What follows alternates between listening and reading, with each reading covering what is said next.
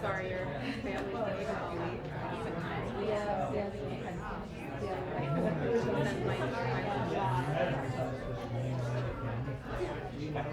And so, like, I mean, I know that you're with her, she's not the husband with y'all, you know.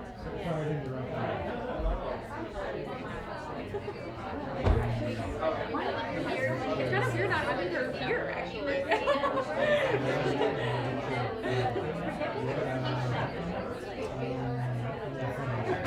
I saw it. A lot of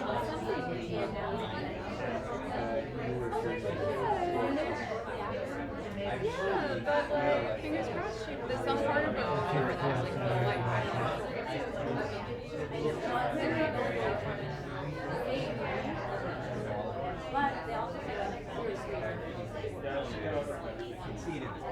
Right. So even if it's not like a memory, it's definitely, yeah, that's amazing. But I love that I get to see you advertisements for the course. You're like, I have mixed feelings about that.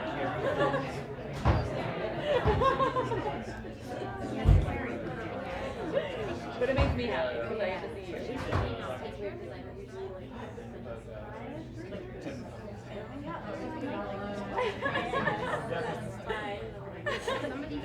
Well, no one will know you. Yeah. I'll make sure to comment on every photo I see. Tag you, like everyone, just so you know. Yeah. Oh, there you go. A little practice or something. That's nice.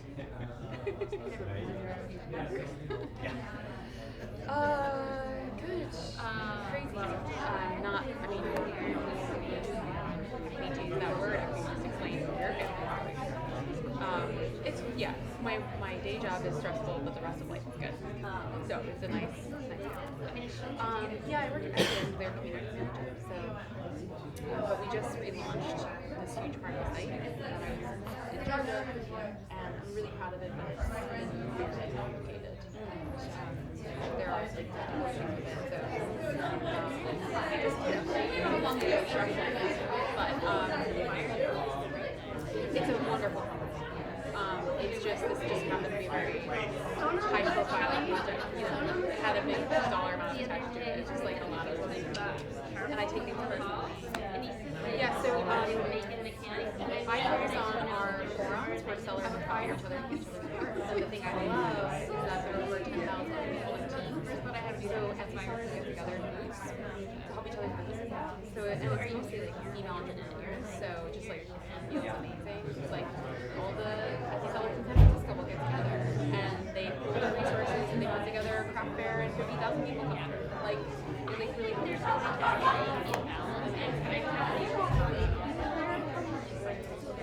I mean, there are always, it's like any other marketplace for like people, but we actually have a team to like keep the site healthy. And also other sellers are so quick to like police each other and be like, this one's allergen, like flag it for us. And be like, bearded, hard to miss. There's certainly people trying to get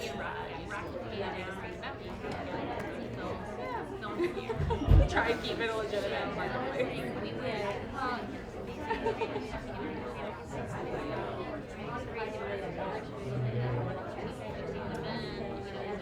Oh yeah, so many.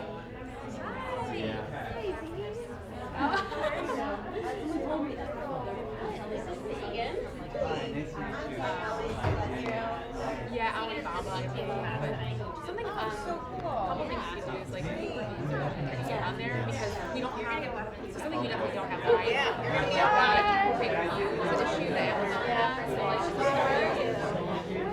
but also, I mean, Etsy would probably not be down to me like sharing this with me. I do if I'm ever shopping for something that's a little bit more easy to replicate. Is all this filter by, you can filter by shop location. So you're right, shop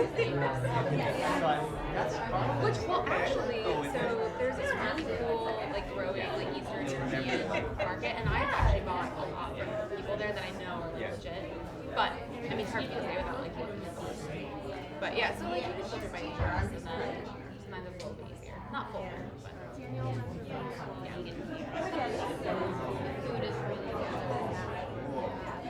Well, and Etsy like definitely has buyers protection.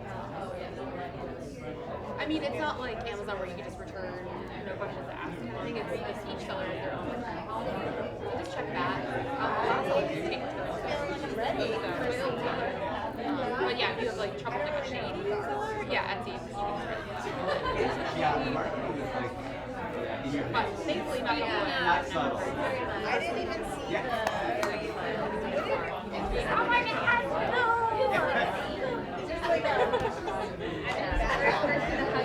When did she slip in? Alright, I gotta give you more money.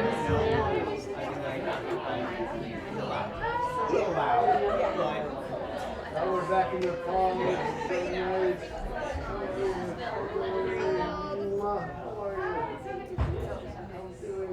Oh, look at this. You got the gear.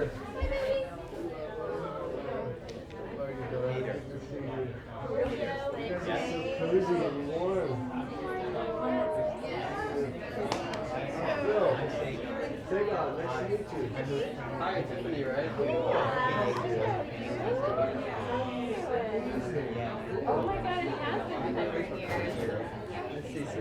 I started doing that. Do it. Across this path.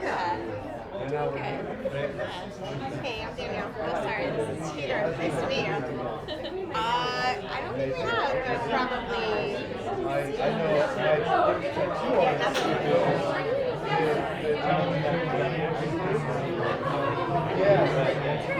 Yes.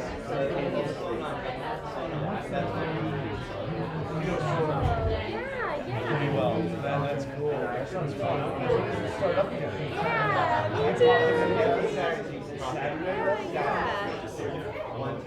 Yeah, me too.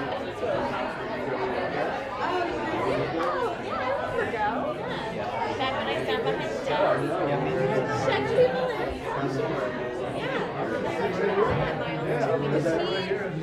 He gave a talk there, like as it was actually while I was doing my first teacher training, but he gave a talk at the spiritual bypass. And when I got back, I was like really wanted to hear it, so Leonardo sent it to me, and I like listened to it for a year nonstop. Like it just blew my mind, and then I was on for a while as well. Did you have a teacher training? They did. Oh, that's right. I remember now. I remember just Greg. Group of teachers. Yeah. We met Chef Greg. I was talking to him today, actually. I never did. How does He's in LA. Michelle. He's doing really good. His company, I think, is being acquired by like Heinz. Crap. He started a coconut yogurt company for kids. seriously? Yeah. Kids? I don't know. Specific. It's very specific. Like other people would enjoy it too. Oh, I'm sorry. Yeah, you can't have that. Slaps it out of your hand. Kids don't like it. Yeah, so he's doing So good. interesting. Okay. So do you teach yoga? Not professional. Oh, okay. Yeah. Say no. Yeah. Should we do Better sit.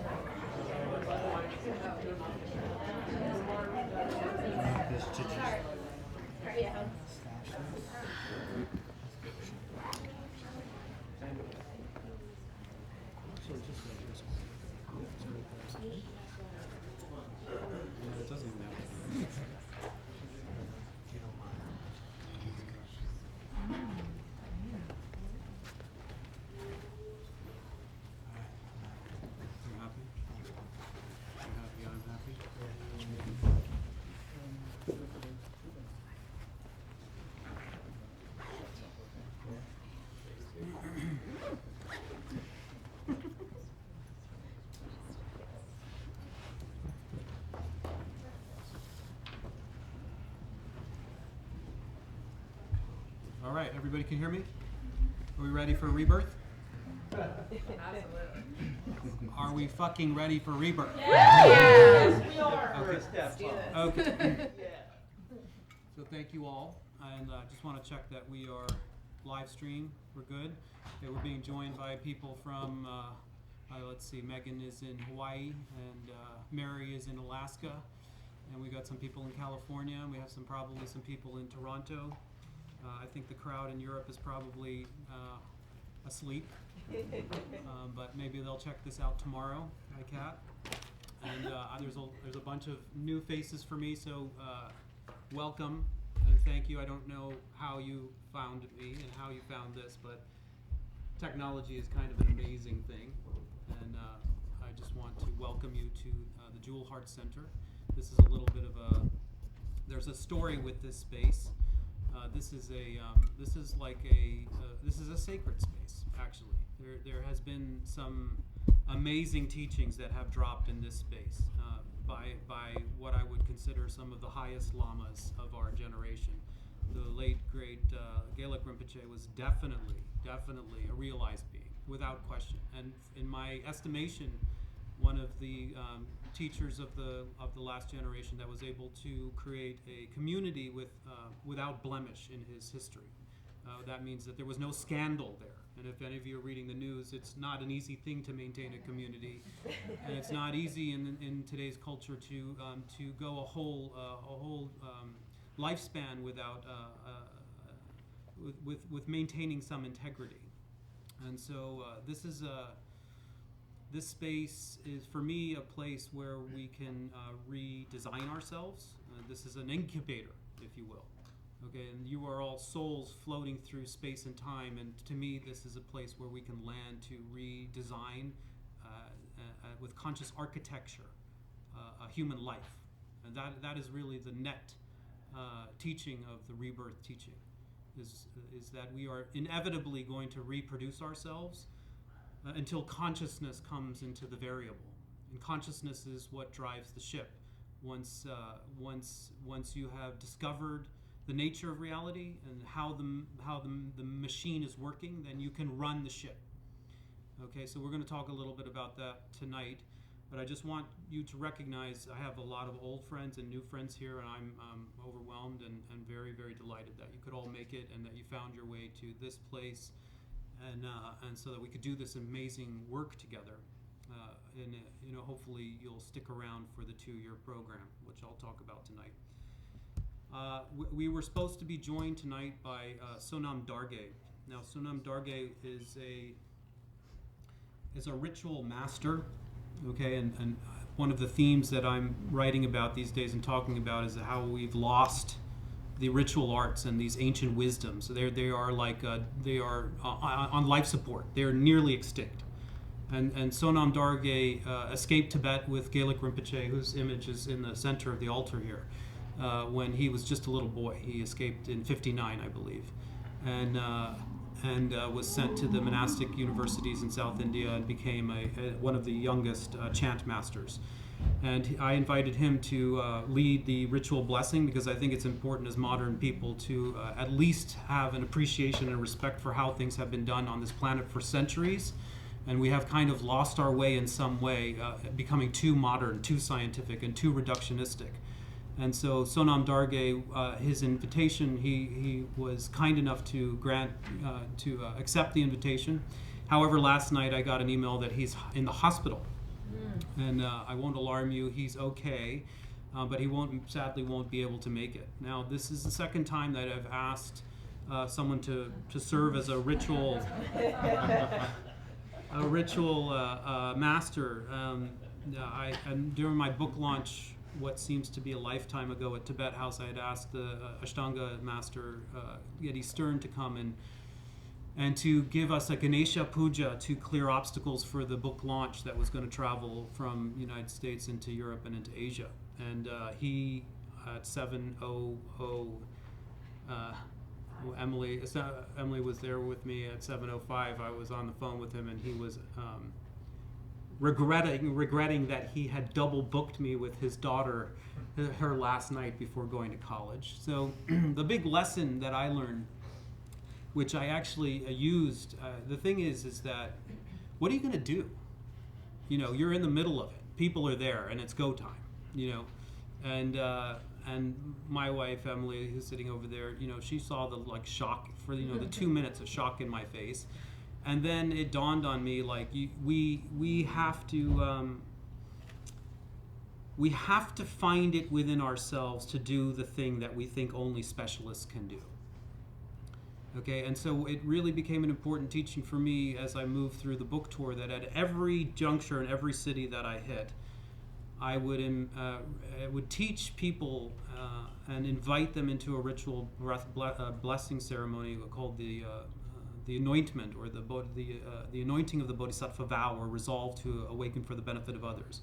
At every stop on the book tour, rather than waiting around for an Eddie Stern to appear or a Sonam Darge who's been sanctioned or designated as the ritual master, we have to do it ourselves. If push comes to shove, what are we going to do? Hang out and go, well, it's not going to happen tonight, guys, I'm sorry. The thing is that a part of us doesn't believe, and for me that night didn't believe actually until Kristen, who's over there, really pointed this out. She said to me, like, you know, it took this for you to realize that you can do it. Okay, and thank you for that. And we can do it is the bigger message, right? We can do it. We don't have to wait for some high priest or high lama to give us the marching order. We can find it within ourselves, and the things that we need are a genuine motivation, and also a bigger picture. Okay? These are the two things as spiritual beings floating through time and space. If we want to drive and steer the ship, we're going to need these two things: a sincere motivation and a big world, a clearer world picture, a more accurate world picture. And so those two things I hope that we can do together tonight. And in lieu of Sonam Darge not being here, I'd like for us to think about that the energy that we create here together, we're going to dedicate for his quick recovery. So even if you don't know him, think about such a person who has so esteemed a committed practitioner who would generously give his time in order to spearhead the launch of our program. Let's commit our energy tonight, whatever we're able to cultivate together, whatever good intention that we are able to generate together, let's dedicate it to his benefit, even if you don't know him. Hopefully in the next few days he'll be okay, and eventually I'd like to bring him back so that he can teach us some of the old school techniques about how to pray, how to chant, how to set up an altar properly, because these are dying arts, and they're very much something I would like to include in the curriculum of our 2-year program. So eventually, hopefully Sonam Darge will join us. But in lieu of that tonight, what I thought we would do is I'm going to invite you into, we're going to do our prayers together. Okay, now prayers, if you're coming from a traumatized monotheistic tradition, you are just cringing right now. But just try to roll with it, okay? Because I'll try to explain like what the hell we're doing. And a few of my friends who've been on pilgrimage with me, this became second nature as we made our way through the holy sites of Nepal. It was one of the most beautiful aspects of pilgrimage is the morning prayers. Okay, try to think about your mind is malleable. Your brain mind is malleable. It's transformable. What's called use-dependent neuroplasticity means that the way that you use your mind actually change the brain network.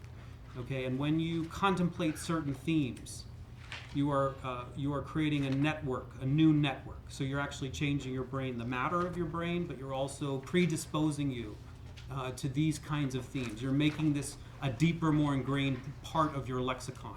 Okay, the prayers aren't necessarily for an external being to give you a piece of pie in heaven and say that you've been a good girl.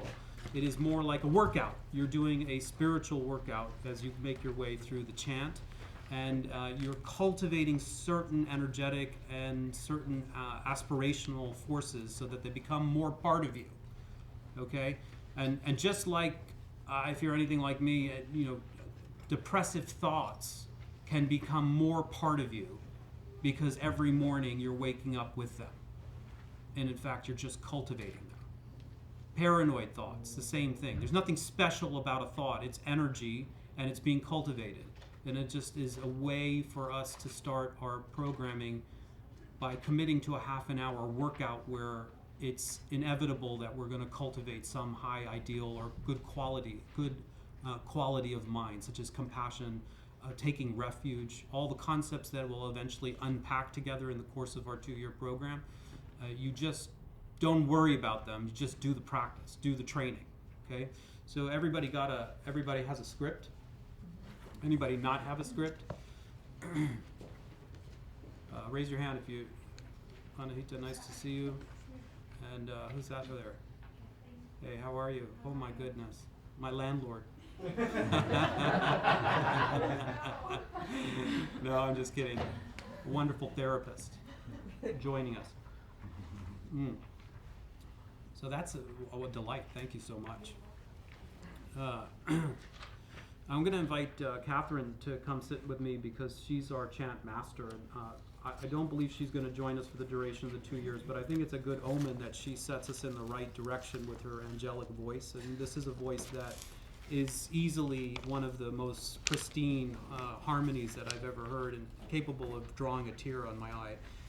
And I'm so fortunate. Thank you so much. And I think it's more than apt that she leads our prayers for us. And there will come a point where I think we'll do the prayers, and I'll give little commentary for those of you that are brand new and freaking out because a prayer is not part of your daily ritual. But essentially, let me also take a step back.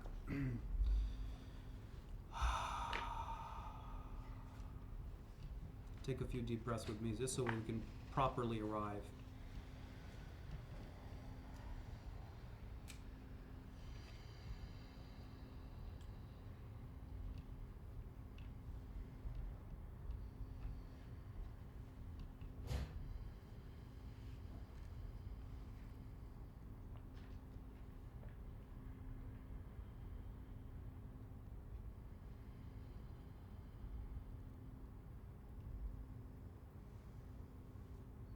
Thank you so much. I know I get ahead of myself because I get so excited. I've been waiting for this moment, and I've been slowly coming down the birth canal. And I'm a little eager. I was actually a preemie.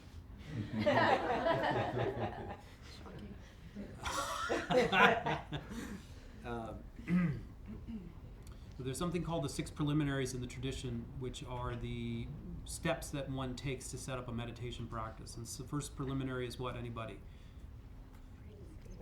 Create a space. So a number of my friends joined us here at 4 o'clock. Thank you, all of you who came early, all the way from Portland and New Jersey. And we created a space together. So I don't know about you, but when you walked into this space, it hopefully uplifted you, just naturally. And that's because somebody took care to sweep and set out the chairs in such a way that they were pleasing, and to make sure things were just so that you could make your tea just so, and it looks delightful. And there has been thought to lay out the space, creating an environment that is welcoming. And the second preliminary is to create an altar. Okay, and the altar behind us has some of the ritual implements from my own home, and we set up the altar and arranged offerings. And at the end of tonight, we'd like to distribute those offerings, so that stick around for some munchies. But it hopefully it's pleasing to your eye, and it uplifts your mind to see a beautiful statue like that. And when we go through the course, each of these ritual accoutrements that are sitting on the altar, they have particular kinds of meaning. They're not empty forms. They are loaded and codexed with meaning. And the third preliminary is then to set your motivation. Okay, and that's what we're going to do with our prayers. We're going to cultivate the mind, because the mind is made of energy, and we're going to use the right kind of formula to get the right energy going.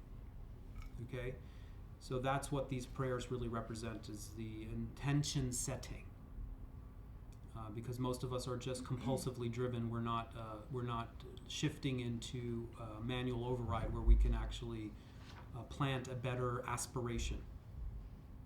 And it's really key tonight because we're going to talk about rebirth, that we have the right intention. Remember I said intention and worldview. Okay, so the first prayer that we're going to do is called the refuge, taking refuge. Okay, so if you haven't taken formal refuge, raise your hand if you have not taken a formal Buddhist refuge.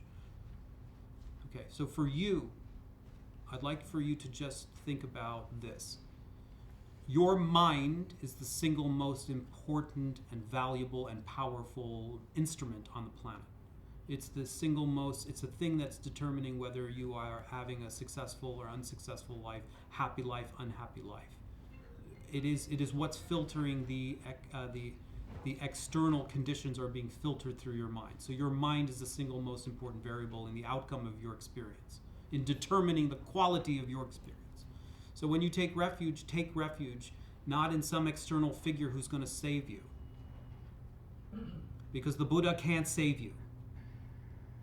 And Gaelic Rinpoche can't save you. And Obama couldn't save you. Even though, God damn it, we wanted him to.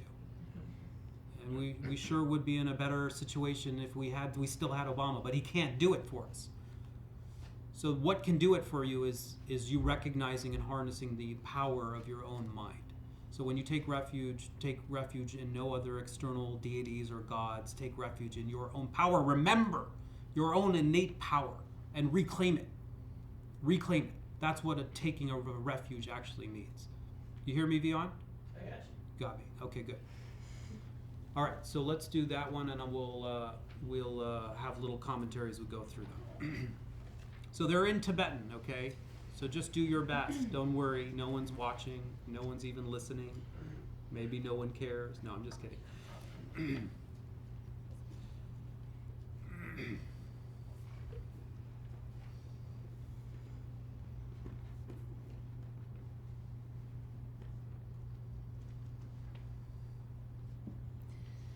Sangye je danzo gezo namla, jangjo bado dagni gyatsoje, dagji jenzo ge peso namaji, jola penje sangye jo basho.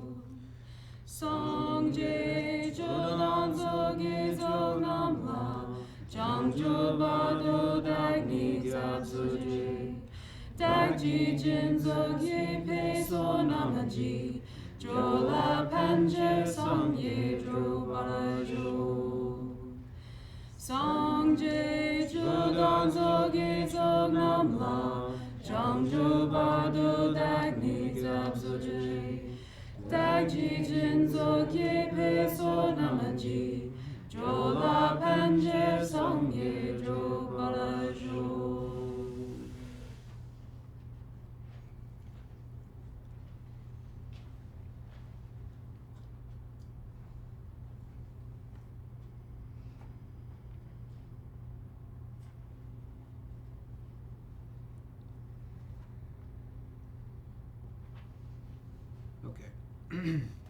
So not only are you taking refuge in your own innate capability, but you're also committing and making a firm commitment to use your precious human life in order to awaken not only for yourselves, but for others. And I'm always constantly reminded by my teacher, Geshe Tenzin Zopa, who likes to say that you're not just living for now, but for the future. You're not just living for yourself, but for others. You're not just seeking temporary happiness, but the complete and utter happiness of liberation. So you're not just living for now, which is what the materialistic indoctrination of our culture has impressed upon us. You're not just living for now, but you're also living for the future because you are an infinite being. You're not just living for yourself, which our hedonic culture has impressed upon us, that how we get through life is to pleasure ourselves and to go for what we need to feel good and happy and content, but you're also thinking about others because we are others. We are each other. And we're not just going for temporary happiness, which is the only one our modern materialistic culture understands. We are going for the full and complete liberation that is possible just by having a mind, according to this science. So that is, just try to keep that in mind, and that's what the entire path is to unpack that. I'm not just living for myself, but I'm living for others. I'm not just living for now, but for eternity. I'm not just living for my own temporary happinesses, but I'm living for the complete liberation, awakening.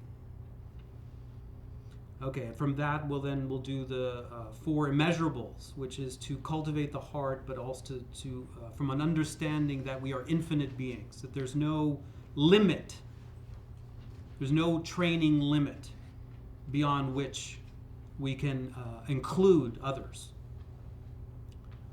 And we'll do that one in English. Go ahead. May all sentient beings have happiness and the causes of happiness. May all sentient beings be free from suffering and the causes of suffering. May all sentient beings be inseparable from the happiness that is free from suffering. May all sentient beings abide in equanimity, free from attachment to friends and hatred to enemies.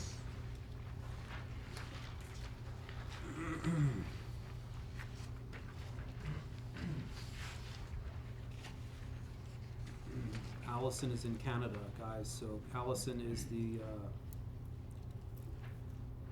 Allison made everything here possible. But just so you know that. When we came back from Nepal, she spearheaded the effort to put this course together and single-handedly created every newsletter, every Instagram post, Facebook post, you name it, built the whole platform. So we owe her a tremendous debt. But she was on the phone with me the other day, and I'm going to botch this, but she had this beautiful thing.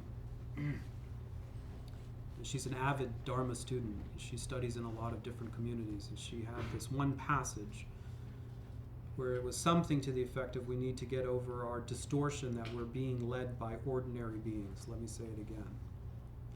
We need to get over our distortion that we're being guided by ordinary beings. That should make you scratch your head. We have a distortion that we are just being led by ordinary beings. We have to get over that. We have to overcome that. That means that the real reality is that we are being guided by unbelievable forces. And yet, our culture doesn't believe that and indoctrinates us to think that none of that is possible. If you cannot see it, you cannot believe it. And this is hocus pocus stuff that only should happen in California. But it's absolutely true that at least the contingent of people that I brought to Nepal know that there are awakened beings. There are such thing as awakened beings. Geshe Tenzin Zopa is a living master. For sure. And you spend 2 weeks with somebody like that, and they can, for the rest of your life, give you such an imprint, such an amazing imprint on your mind that creates devotion. That even if you were never to come in contact with that being, maybe your whole life long, you would have a bearing, a compass bearing on your life. Then you would never mistrust again that you're being led by an unbelievable force of awareness on this planet. Even though it's beyond perception, immediate perception, through inference and through intuition, you could realign with the sense that we are being guided by a powerful presence. So in the next prayer, whoever that might be for you, if you're in the 12-step program, this is your higher power. If you've actually met some kind of spiritual master, if your master is just energy, my energy healer is in here, this room, wonderful woman has saved my life, basically. It can come in many forms for you. But now would be the time to bring that in, to this room, all of us, inviting in the most inspiring forces, awarenesses, agencies, protective agencies that have been with you your whole life, but you have only recently remembered. So that's what this prayer is. So just try it on for size. That instead of this overly reductionistic worldview that you're out there like in some Pink Floyd, you're out there alone. in the darkness. Is there anybody out there? And there's nothing coming back. And you're alienated. So just close your eyes for a second. And without even contriving, from your heart, let emerge a figure, a face, a concept, an energy.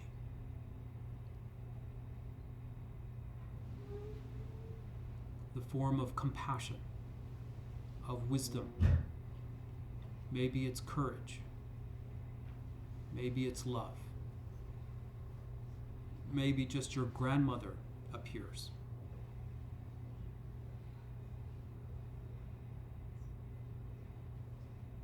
And then suddenly this room is filled with presence.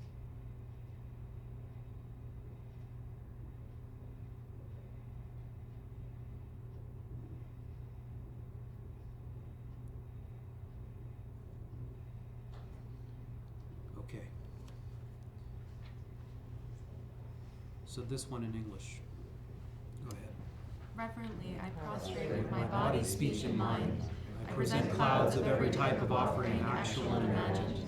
I declare all my negative actions accumulated since beginningless time, and rejoice in the merit of all holy and ordinary beings. Please remain until the end of cyclic existence, and turn the wheel of Dharma for living beings. I dedicate my own merits and those of all others to the great enlightenment.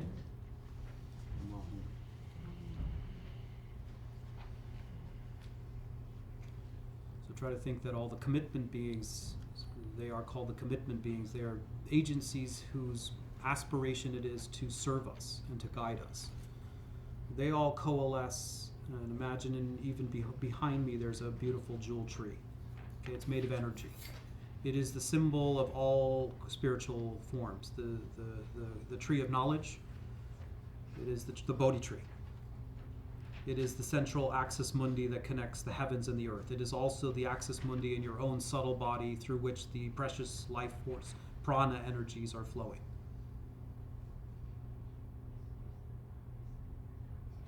And imagine that in that spiritual tree of knowledge, all the agencies now find their rightful place with us, sending us waves of blessing, watching over us, and fulfilling their commitment to us.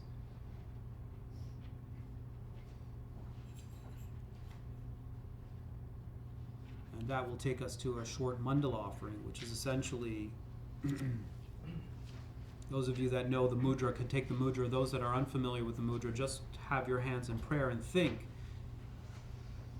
that we've all heard this statement that the world is in your hands. If you recognize the power of your mind, then you also recognize that your destiny, your fate, and the fate of the planet exists in your hands. We are that powerful. But we don't fully own it yet. We can't fully own it yet. We haven't arrived totally at utter confidence, at utter wisdom and compassion. We're still just burgeoning. We're just budding bodhisattvas, heroes, emergent heroes.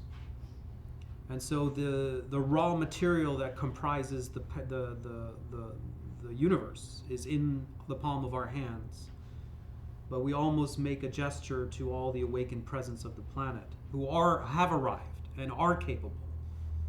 And we we beseech them, please help us transform the raw material of our life and of this planet into something much more extraordinary, fulfilling its true purpose. So just keep the image of the planet as it is right now with the ice caps melting in the palm of your hand. Because it's empty, it can be transformed. And that all the spiritual beings that are watching over us right now, we ask them, and we'll have Catherine on our behalf with the ancient Tibetan that delighted Geshe Tenzin Zopa and Kopan. So, he was snickering, he loved it. He was actually silent for the first time. So just listen. Listen and see if anything touches you, moves you.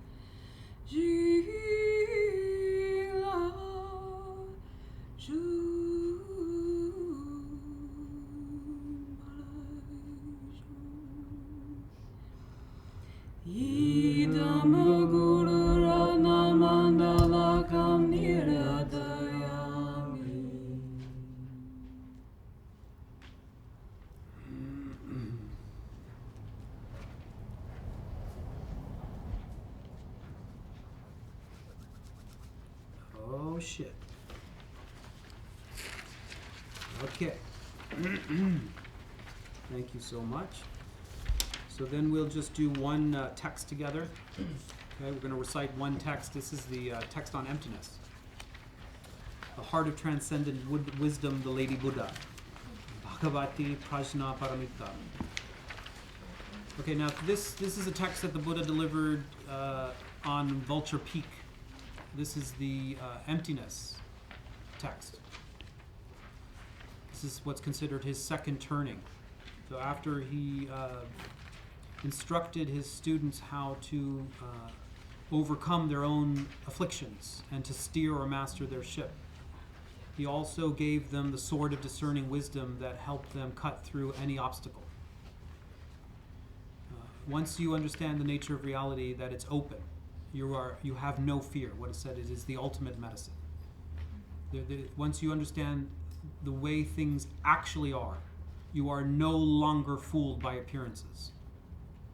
And once you have that kind of clear perception, what is called correct view, then you can actually reach into the nature of reality and transform it. So that might sound like magical, but this is the real secret. Not the shit that Oprah was selling, or Cosmo magazine, or whatever that book was, The Secret. It's all about the law of positive attraction, and like you're going to get the body and everything. All your narcissistic fantasies are going to be like spontaneously achieved within 6 weeks.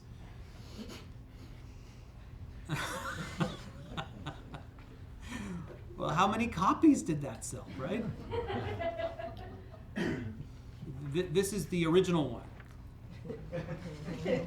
This is the one that suggests that the nature of reality, since beginningless time, we have been deceived. We have not seen the nature of reality clearly, and as a result, we've been ricocheting off reality. And if we could adopt what is about to be suggested in this text, we could master reality. We could transform it for the benefit of others. See, it's not about achieving your own narcissistic fantasies. It's about making a better world for those who are still enslaved.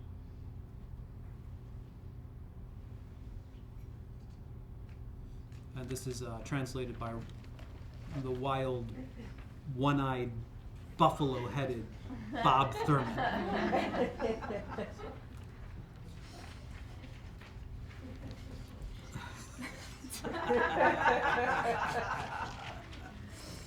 Thus did I hear on a certain occasion. The Lord was dwelling on the Vulture Peak in Rajagiri, together with a great community of monks and a great community of bodhisattvas. At that time, the Lord entranced himself in the samadhi of teaching called the illumination of the profound. At the same time, the holy bodhisattva, Avalokiteshvara, the great Messiah, was contemplating the profound practice, and he realized that those 5 body and mind processes are void of intrinsic reality. Thereupon, influenced by the psychic power of the Buddha, the Venerable Shariputra addressed the holy bodhisattva Avalokiteshvara, the great Messiah, thus: when any noble son wishes to engage in the practice of the profound transcendence of wisdom, how should he learn? Then the holy bodhisattva Avalokiteshvara, the great Messiah, addressed the Venerable Shariputra thus: Shariputra, when any noble son or noble daughter wishes to engage in the profound transcendence of wisdom, he or she should realize it in this way. Those five body and mind processes should be truly realized to be void of any intrinsic reality. Matter is voidness, voidness is matter. Voidness is not other than matter, neither is matter other than voidness.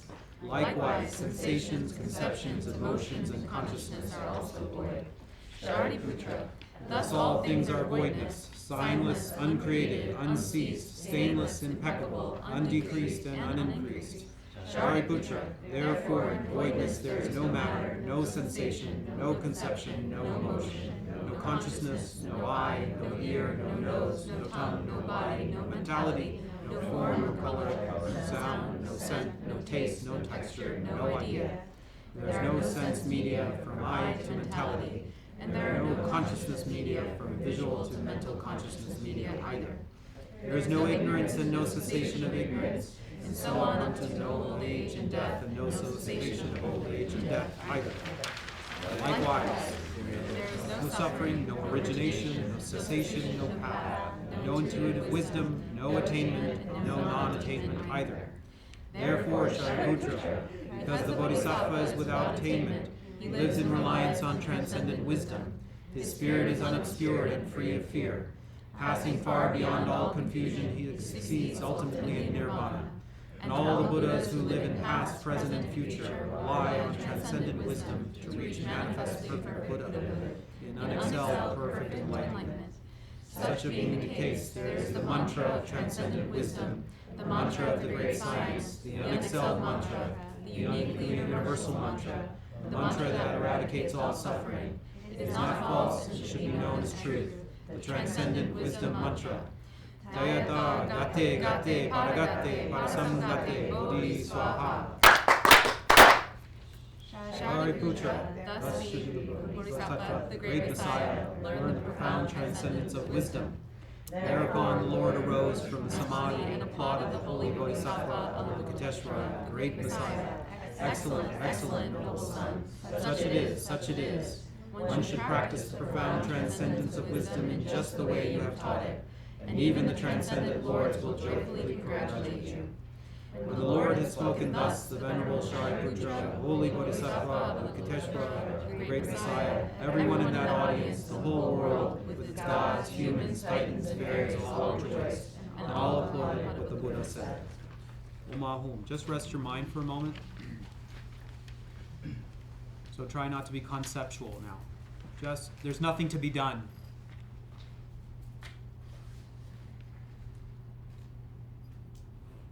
There's nothing to work out. There's nothing to understand.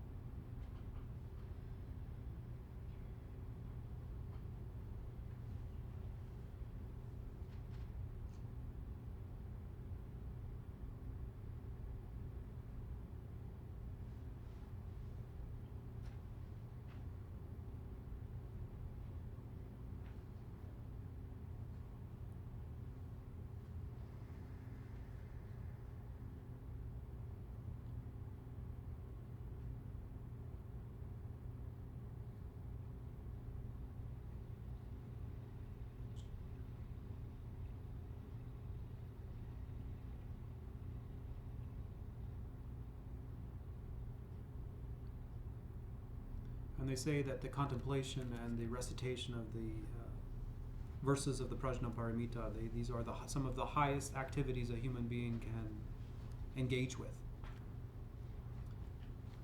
Because the truths that these point to are so deep and so profound that you can shape-shift reality with. that the human being that spends even iota a moment thinking about these things, contemplating them and actualizing them, it's so profound, creates what's called so much merit, like a tsunami of merit is created. Because think about all the options that you could be doing and that millions, countless of beings on this planet, what they have done with their time, what they have contemplated with their precious human life and with the power of their mind, what they are thinking about right now. And yet we have decided to come together and contemplate something so profound like emptiness, the lack of intrinsic reality to the open nature of reality. So think that we have created a force together.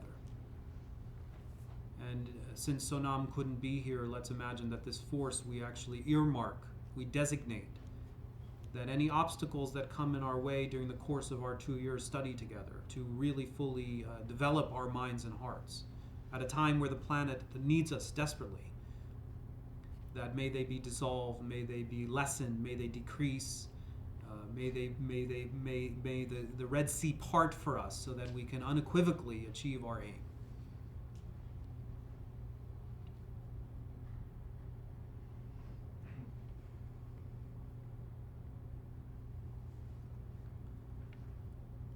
Mahum. Thank you so much. Okay.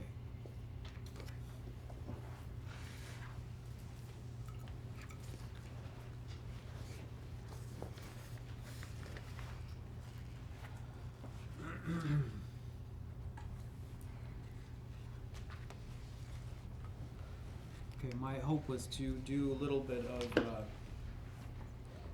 exploration with you about a concept of rebirth. It's very informal, unpolished talk. I hope you don't mind.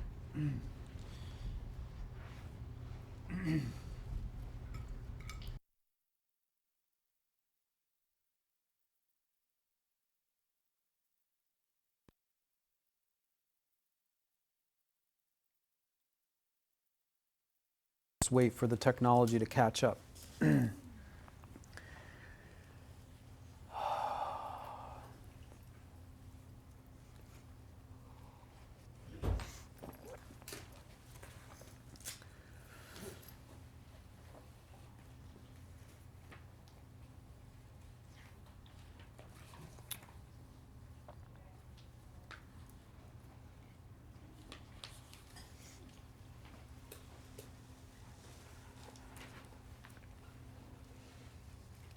Everybody good? Mm-hmm. Yeah? Okay, so I was going to talk about rebirth, and I will talk about rebirth. I was going to talk about my rebirth, and I was going to talk about your rebirth. That's why you came, right? Oh, Nazim in the back helping himself to tea. Merhaba.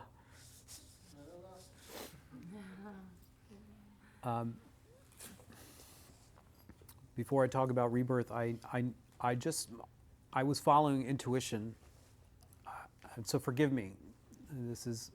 I'm way outside of my wheelhouse right now. Okay, but I needed to find a way to frame a conversation on rebirth, and maybe I would start with what I think are symptoms that I'm perceiving in the current culture. These are like little anomalies. Have you noticed the increase or uptick in the use of shamanic ethnogens and plant medicines? And have you witnessed the increase in such things as sound healing? Yes or no? Yes. Like just blown up, right? And then have you heard of Damien Eccles? Now, 10 years ago, would someone like Damien Eccles and his reported ability, magic with a K, do you think that that would come off across in the way that it has? So something is happening in our culture. My Reiki teacher, Lena, she's like a full, quiet, humble master. but she's in a midst of an industry of people that are claiming outrageous things that have kind of diminished the value of the kind of art that she has honed her entire life and that she was probably born with, the power of hands-on healing. But one day soon, I imagine, that is going to open for her. She will be seen and respected greatly because consciousness is evolving in a certain direction. We've all probably now sort of found our way through the mindfulness revolution, and before that the yoga boom. So something is definitely evolving. And I've just had to like get my head around this, like what is going on. And I probably went off the deep end a little bit. Have you heard of the yugas? Can you hang with me for a couple minutes? And you don't mind if it's a little unpolished, right? So think about the world. It is spinning on its axis, right? And how long does it take for the planet to make its full rotation? That's around the sun. How long does it take to make it spin around the axis? There we go. Yeah. Okay, so this is good. So like this can be a little bit like, I might ask questions, and if you know the answer like that, you can actually make this exercise more reasonable than in my meanderings. So think about the planet as spinning on its axis. Let's just say for, will you bear with us and say 24-hour period? You'll be cool with that? So it's spinning on its axis in a 24-hour period. Now that 24-hour period can roughly be split into day and night, yes? And that day and night period, does the day and the night have different impact on your nervous system and your consciousness? Just think about the examples that you could come up with, like for example, daytime versus nighttime, your metabolism, your sleep-wake cycle, your energy, your motivation. So in other words, this movement has an impact on your psyche. And not only your psyche, but it has an impact on your nervous system. We're in agreement so far? So that's the 24-hour period. Now, at the same time that it's rotating on its axis, the planet is also circling the sun. How long does that take? So it's going around and a quarter day. Right? It's spinning on its axis and it's going around the sun. And that takes 365 days and a quarter. And usually we could subdivide that period of time into 4 seasons, right? And would we also say that that 4-season period also has impact on our nervous system? I mean, I just came back from 3 weeks in Miami because I have seasonal affective disorder, and my wife is going to kill me if I spend another winter in the Northeast. I might kill myself. But, you know, when I was in Miami, I was popping up at 6:30 and having a run on the beach. And I might have been halfway decent to hang out with. I don't know. So we're in agreement that the planet is spinning on its axis into day and night cycles that are impacting consciousness and impacting our nervous system. And the environment. The external environment is also being impacted, right? Photosynthesis, for example.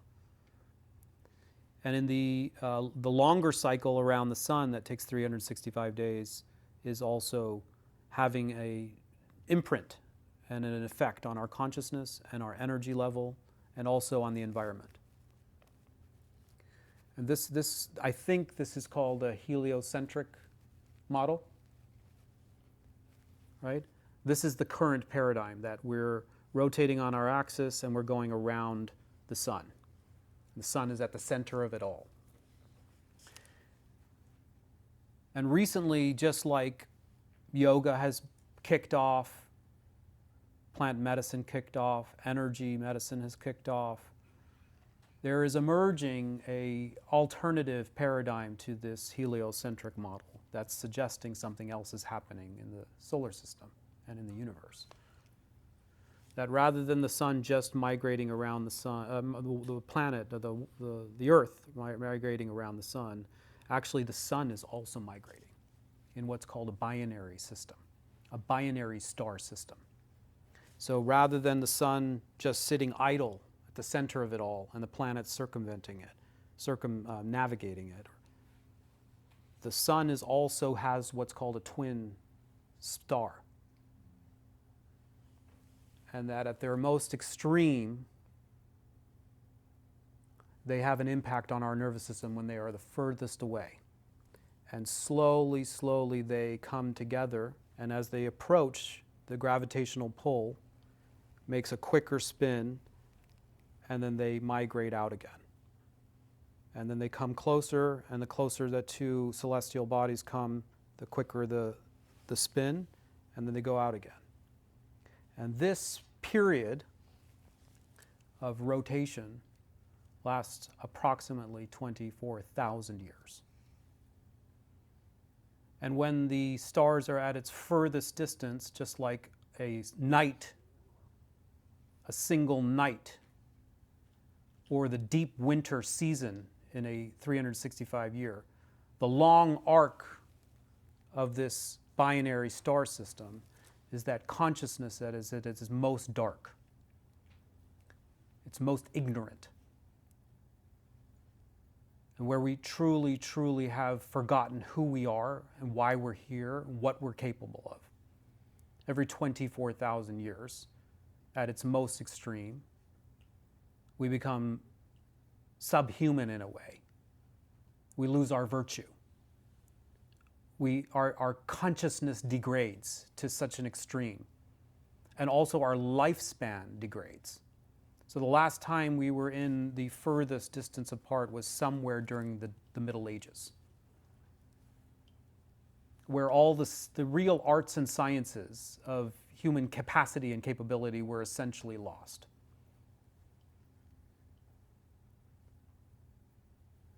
Now the Greeks knew about this. They called it a great year. And they divided a 24,000 year period into 4 phases, what were called the Iron Age, the Bronze Age, the Silver Age, and the Golden Age. And in each of these ages, there's a concomitant effect on the nervous system and a concomitant effect on consciousness. But it wasn't just the Greeks. Every single wisdom tradition on this planet, since time immemorial, since we can identify, has been star seekers and star watchers and knew this sacred knowledge. From Mesopotamia to Egypt to the Mayans and the Greeks. And then sometime after the Greek and Roman period, Western Europe falls into this Kali Yuga, the Iron Age, where it goes dark. And sometime around 1700s, 1600s, what happens? We emerge from the Iron Age, or from the Dark Age, and we start to remember who we are, and we start to have sensitivities again about consciousness and spirituality and energy, and we start to develop sciences, or we uncover sciences, and it develops and evolves. And where we have been in the last 400, 500, 600 years to now represents a shift from the sun, and its binary star going through an ascendant period where they're coming closer. They're on the way back home. They're on their way back home to what's called the center. At its center, this is what's called the Golden Age. This is when human beings have fantastic qualities. They're extremely virtuous, and they are said to have like godlike powers. Consciousness is such developed, and we remember who we really are and master our capability. So I only bring this up to frame a discussion on rebirth because for a while there I was thinking that since the age of reason and the age of enlightenment, things have actually been getting worse because now we find ourselves so far removed from spirit. We have enormous technological capability. Our science is increasingly powerful, but we are still very, very much materially driven and decimating the planet because we have no consequential thinking and we have a kind of a one life mentality, right?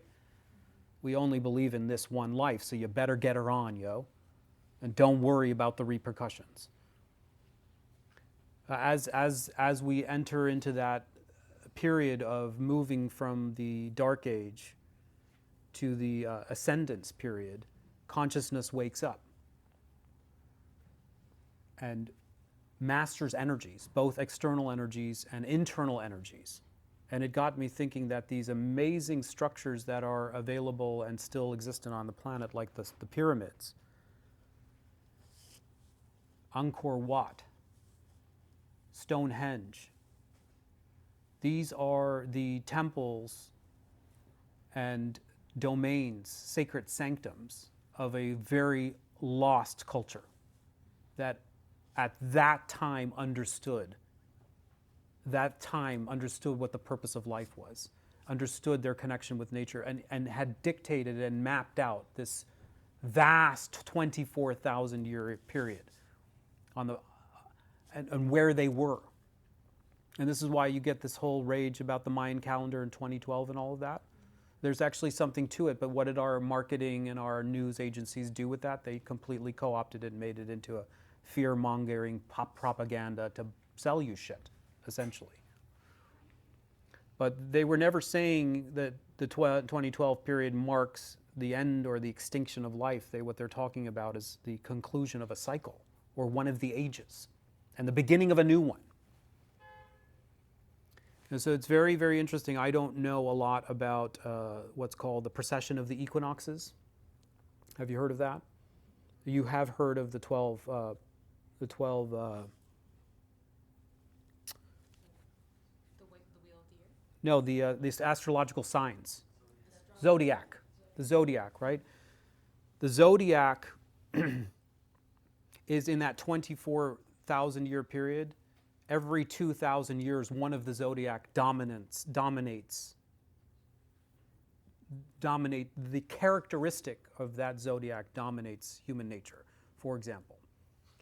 So like the last period was the Pisces. And Pisces is the fish. And that's the time that Christ was around. Right? And so we're now the very limited research that I've been looking into suggests different time periods, but the new zodiac sign is emergent, and that's the one of Aquarius. And you've all heard that song, right? Right. So we have to separate the pop culture from this, what I think is a really sophisticated. And one of the things that I think is so interesting, it's slightly off topic, but I'm trying to create a context, is that I think that the current narrative that we've been sold about history and about who we are is very limited and possibly needs revision. Because the current narrative that you and I learned in school was that sometime around 5,000 BC or 6,000 BC in Mesopotamia, the junction of the Tigris and Euphrates River, that civilization was born in the Fertile Crescent. And that human beings that were originally hunter-gatherers settled, created agriculture and made the first civilizations in Babylonia, Mesopotamia. Right? And if you just look at it, it makes a nice story. But the problem is that does it really make sense that a very primitive culture overnight achieves the success of a high civilization that understood things about the solar system that we barely even understand today? And does it make sense that they were able to make buildings that map those long arcs of time with such a degree of precision and sophistication that we are barely able to understand it today, such as the pyramids? And there are a couple of researchers out now, just like what I'm saying right now, is that there are emerging different kinds of opinions about who we are, how things work. They're just now emerging, that there may be a bigger story to tell. And that actually where we mark history of human civilization is just one bead in the mala, and that there was actually prior civilizations that actually during the long arc in the dark ages go dark. Wisdom is lost. Structures are lost. About somewhere around 16,000 years ago, BC, the geological record indicates that there was a massive deluge, a massive flood that followed a comet that hit the Earth. This period is called the Younger Dryas period.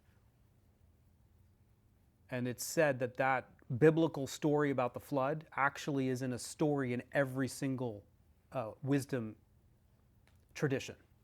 From Egypt to Mesopotamia to the Aztecs to the Mayans, they all talk about the deluge, that the earth was wiped out. And that what happens is that likely, according to some of these more alternative researchers, is that places like Egypt and Babylon are the legacy holder of a lot longer and older history or period of time, where the wisdom is maintained by a few people and it's passed on, which I think is just a mind-blowing thing. It's a mind-blowing thing because it's basically telling us we've been here before. That life is not linear. Life is cyclical. We lose everything and then we recover it. We lose it when the star systems in the binary 24,000 period, the great year, are at its furthest distance. But as it comes closer in the ascension, awakening happens, a greater awakening, where we uncover sacred knowledges, sciences. I mean, there is this idea currently that there are more children with psychic abilities being born right now. They have a special name for those children. Does anyone know what that is? Lena, have you heard about this? It is blue something. Oh, indigo. Indigo. I don't know if that's a pop view. I don't know if that's real. But that would fit in with this, like innate sensitivities, where our current culture might poo-poo these children, but they actually may be coming in, souls may be coming in with some more innate capability, intuitions, wisdoms. Okay, so that's the context for your consideration. I bring it up because I think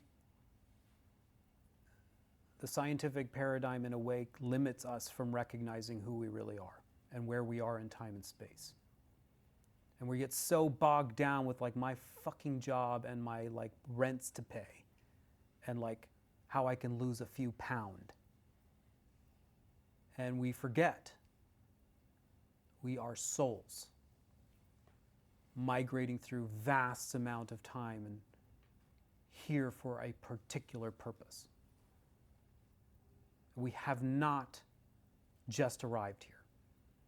And we don't just disappear from here. We continue.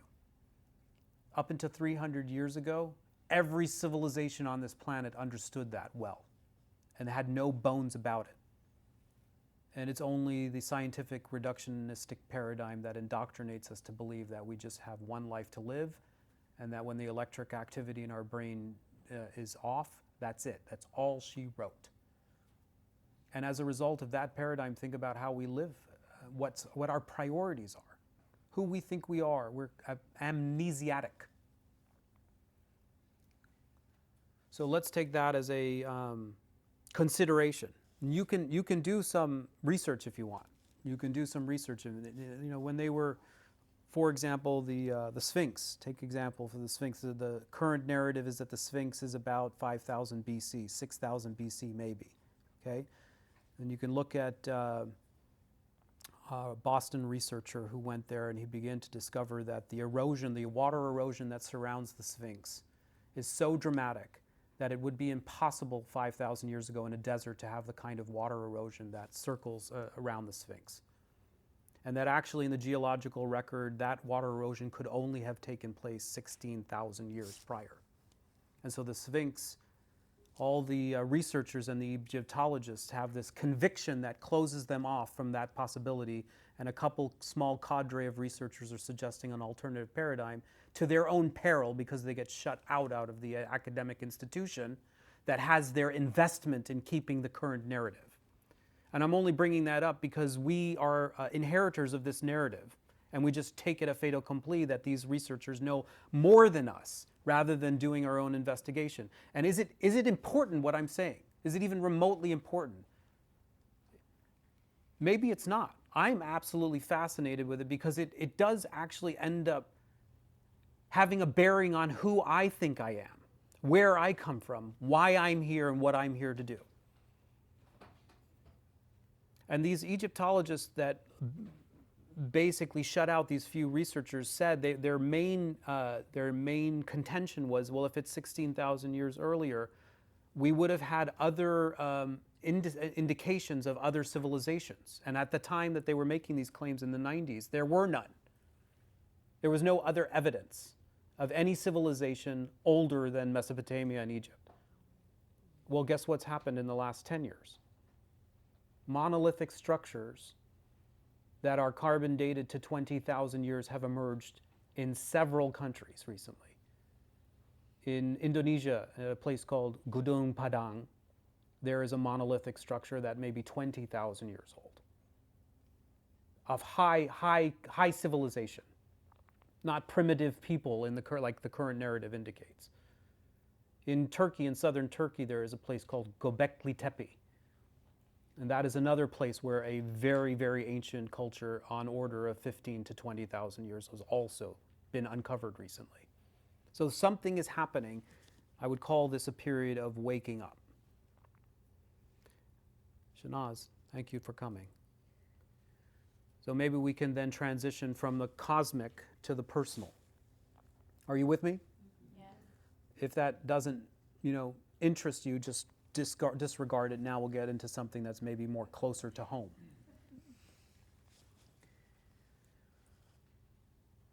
So according to the Tibetans and all these ancient mythologies and ancient science, we could call them sciences. They're all utterly convinced that consciousness is not a one-life job, one-life trick.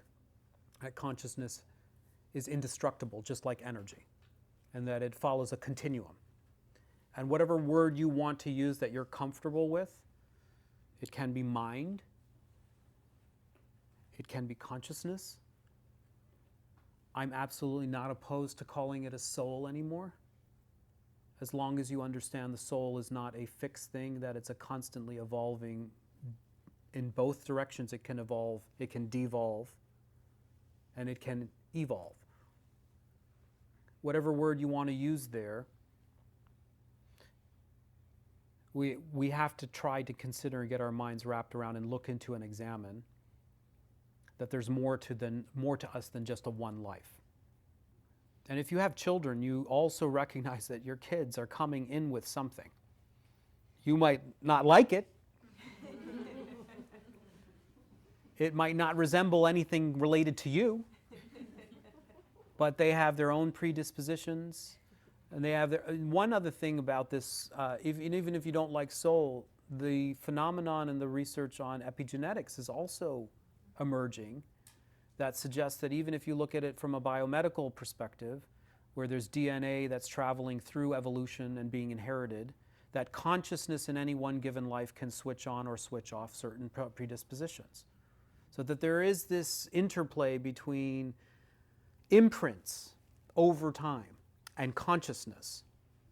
Less of it means that the imprints just carry on. More of it means that there can be an intervention happening.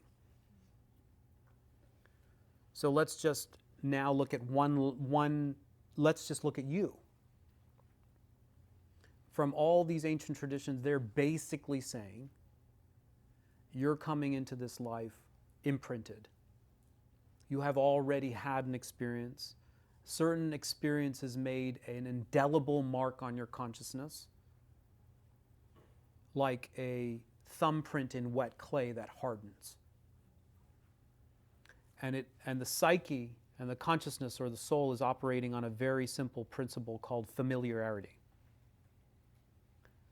So you are, as long as you remain unconscious, whatever happened to you in a prior life will dictate that you will gravitate towards, you will have a predilection for, you will find, you will recreate what you have already known, even if what you have already known was not pleasant or in your best interest. Do you follow? And that's why all of us in this room have at one time or another felt deeply and intuitively that we have been here before. And why the fuck am I here again? Around and around and around we go. And the Buddhists call that samsara. They call that experience of being compelled, driven by prior experiences, prior predilections, prior imprints, forced almost at gunpoint to recreate or recapitulate or re-experiences things that have already been done. If you want to flip it and make it more digestible, which I'm not opposed to anymore, especially in my work, I've left my therapists, and you should leave yours too. I'm working with an astrologer who is totally amazing. Totally amazing. She's able to flip the narrative so that it's not so much a damaging narrative in which you're bound to repeat these. She uses narratives like, you have come in to learn something and overcome something. And you will face these things, whether they be addictions, relationship habits, low self-views, belief systems, behaviors that are very ingrained. You have come here to master them. And you will have to face them again and again until the lesson is learned. And in fact, the point of your life at this very moment is to awaken to the compulsion that's actually driving your ship and reclaim agency so that you can make different choices, learn what needs to be learned, let go of what needs to be let go of, adopt what needs to be adopted for your soul to feel free and to move in a positive evolution. And that's the name of the game. And that changes the whole thing. I don't know about you, but my story that I grew up with was go to school, be a good boy, learn, get a job, get married, make money, and try to enjoy your life before it's over. Now, when 8 billion people strive for that, you can see the problem. But if we understood, and we awoken, and we remembered, and we analyzed, and we became good students of our history, and we recognized the preciousness of human life, what we're here to do, and get very scientific, then we'd have an opportunity to actually tinker with the design and actually own destiny. And then if you step into the Mahayana tradition, it's not just about owning your own destiny. It's about owning your own destiny so that you can create a planet in which everybody can own their own destiny.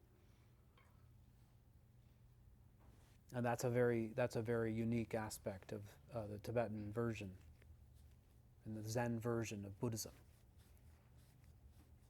It's not just about getting into the cockpit finally, asking your instincts and your imprints to move over, but doing that so that so many living beings who are still amnesiac can wake up.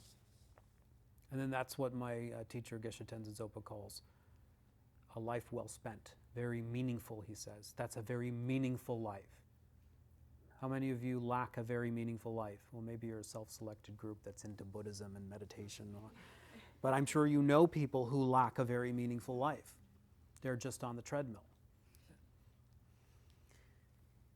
Okay, so that's the shtick on rebirth.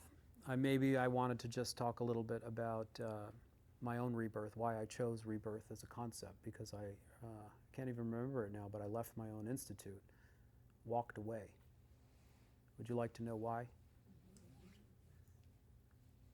I won't go into the nitty-gritty, but I'll take responsibility for what I think was happening inside my own psyche.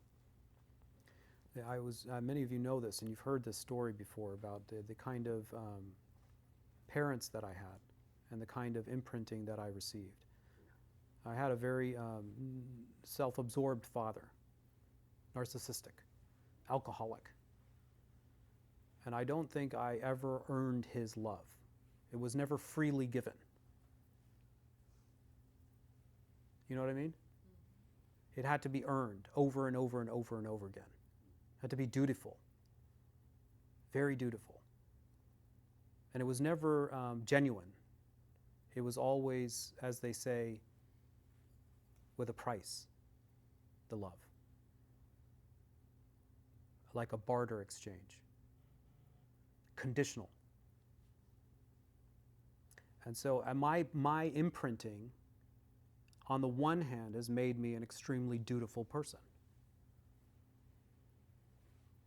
I can walk into a room and sense where the need is. And I have developed the capacity to try to meet that need. Many of you are like that too. You're overly empathic. You can also fall prey to extreme varieties of codependency, in which your needs are minimized because the mirroring wasn't there for you to value your own internal experience. All that was there was the reflection of somebody else looking at you, whose needs are the only one in the room.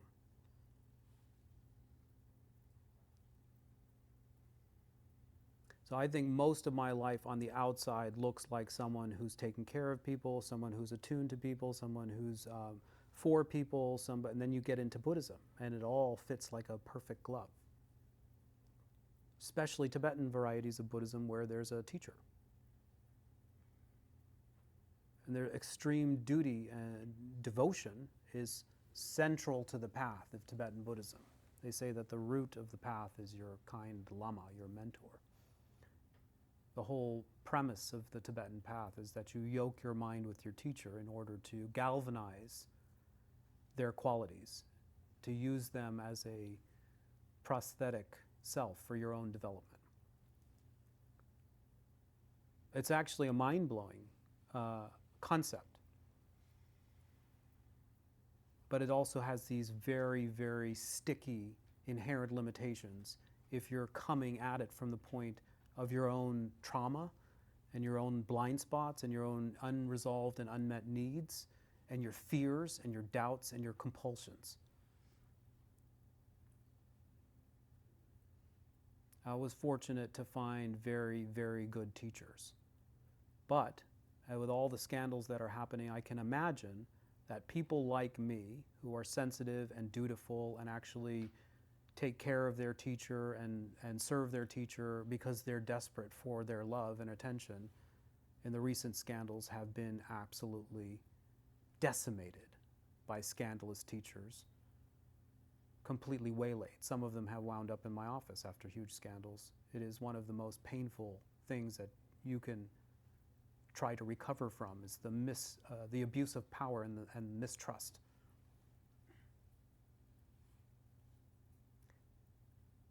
Last year, I hit a crossroad with my own teacher and with my own institute.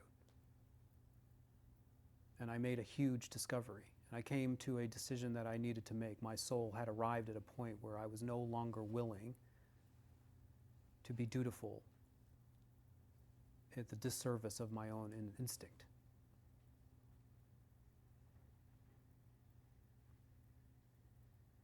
And so I had to make a huge decision to walk away from all of it. And it cost me big time. Cost me everything. Everything I had built up for 20 years. But what I gained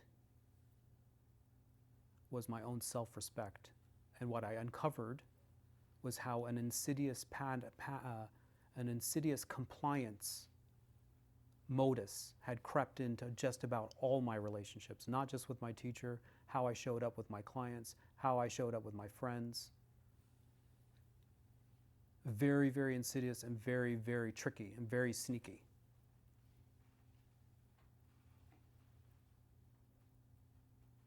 So I think what I'm trying to offer you is the opportunity to look deeply at yourself and your soul and your patterns and your conditioning, and to ask yourself, what is it going to take to break a habit? What are you willing to sacrifice? What are you willing to leave? What are you willing to abandon? What unknown are you willing to face? To leave home, leave the comfort, leave the predictable, and set out on something new. And it's so hard. It's so hard. And anyone who glamorizes it and, sells it hasn't really lived it. It is extremely lonely, alienating, terrifying. Every kind of demon of self-doubt can emerge. But then, what's the alternative?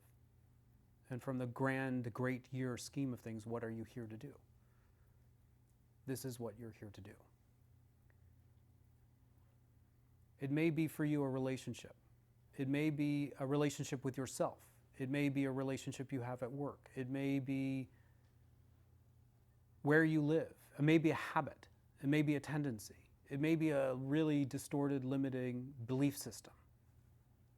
There's some shadow friend, twin that's been walking with you for a very long time. You know it's there.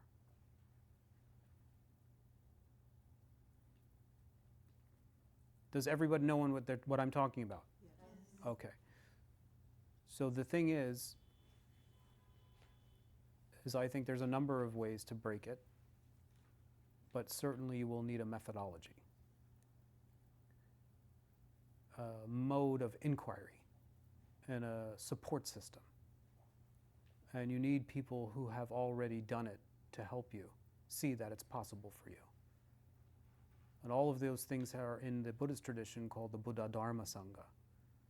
Somebody who broke a huge cycle or pattern, somebody who gives you a methodology, and enough people interested in the long arc of evolution to support you and to reprioritize your life so that this becomes the singular focus. It doesn't mean abandon your job, it just means while you're working, you simultaneously have one inner third eye looking at your patterns and your soul and taking care of your soul.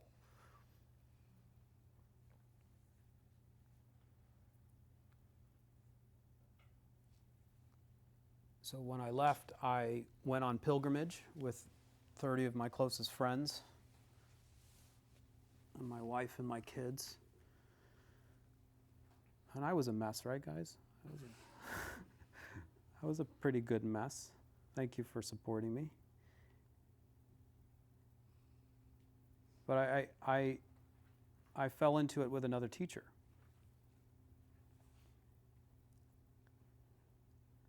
So it's not enough just to break it once.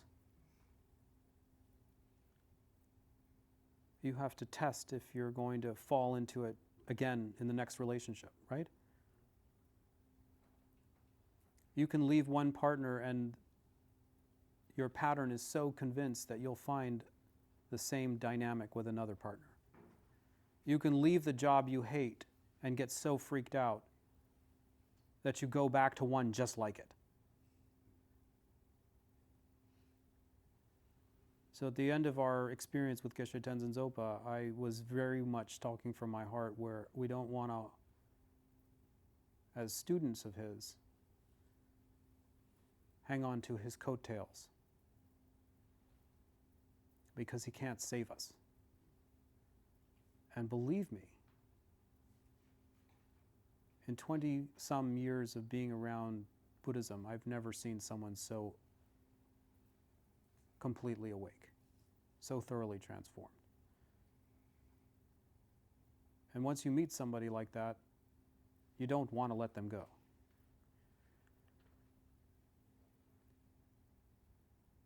But I really do believe that I don't have to hang on to Geshe Tenzin Zopa. He can't help me. He can support us. He can be inspiration. He can give us downloads of unbelievable teachings. I mean, the week that we had there, I mean, Phil, I mean, you're never going to have to do anything like that again, right? Dory's got Dory's got the audio of that deep week retreat with Geshe Tenzin Zopa that we could probably unpack for the next 10 years and still not arrive at some place of coherence. But at the end of the period with Geshe Tenzin Zopa, I definitely remember saying to the group, like, we have to let Geshe Tenzin Zopa go until the next time and work independently, work maturely. Which is the same principle as we started today with the absence of Sonam Darge, isn't it? And with the absence of Eddie Stern. We have to create a community of maturity, of self-reliance. We're working together, but we're working independently too. We're not grasping onto the coattails of anybody because nobody can save us, but we're not so jaded by humanity that we can't benefit from the inspiration that people can offer us. We're not so closed-minded, we're not so hurt that we can't listen to people and take in advice and counsel.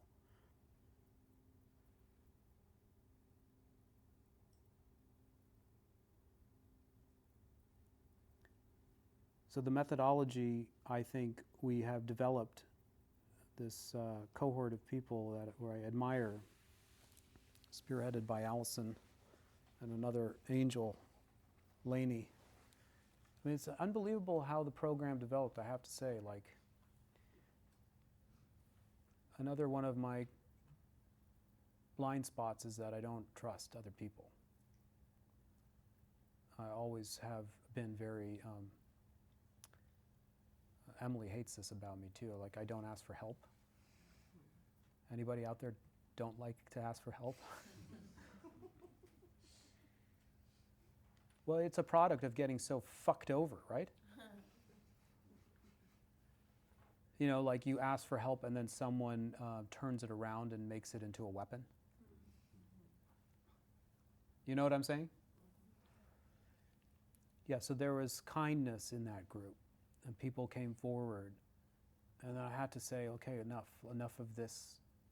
If we're going to recreate a new teaching space, if we're going to evolve, if we're going to be reborn after my time with Nalanda as a mature group, small group, keep it modest, then we're going to have to do it together. We're going to have to build something together. So a few people came together and actually took charge. Unbelievable kindness. And we started mulling over ideas like, how can we create a forum, a space where we can engage in this process of reclaiming our humanity, of tinkering with the soul, of using the methodologies, of exposing the mind to what's called dharma. Dharma just means reality. All of it. How reality is working. The actual mechanics of reality. The kind of mechanics of reality where you can actually be an agent and intervene in it and actually change it. That's what Dharma is. How do we create a space? What are the components that we would need to do so that we could actually use our precious human life to shift our consciousness and actually make a difference, even if that feels a stretch? Make some modest difference. So maybe I can just take a breath here.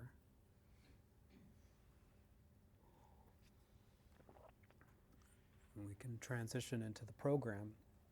Those of you that just came for the evening talk, I hope you weren't coming for a resolution on your rebirth. If there's only one thing I can impress upon you is to remember that you are a soul and that you're here for a purpose. That's the one thing I really intend for you to walk away from with a concept of rebirth. Has that been satisfied?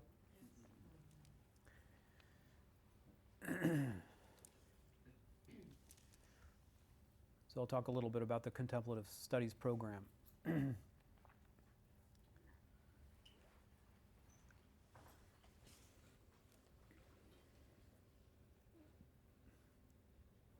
Everybody's busy, right? We're all too busy.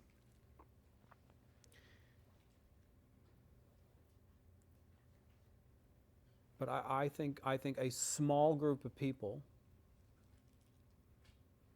are tired of being busy chasing all the wrong things. And I've now, this may sound cold and callous of me, I'm not chasing anybody anymore to get them to change. And it may be selfish of me, like I want to surround myself by very keen people that recognize that life is precious and recognize they have exactly what they need to embark on a journey of change, transformation. And there's no person in here more than I that needs a full rehaul. And I'd like to set about doing that, engaging in that process. I'm not looking for high numbers and all the other distractions out there on social media and all this. Just a small group of people who are ready to commit and probably will have to make a certain level of sacrifice. And that's what this program is about. And it has features that maybe some of you are already familiar with that can make it possible to integrate it into your life, but we don't want to just dull it so down that the idea of fitting it into your crazy life would be the solution. You know what I mean? Which is what mass marketing does. It says, here, take this pill and you won't have to worry about your shit life that's making you sick.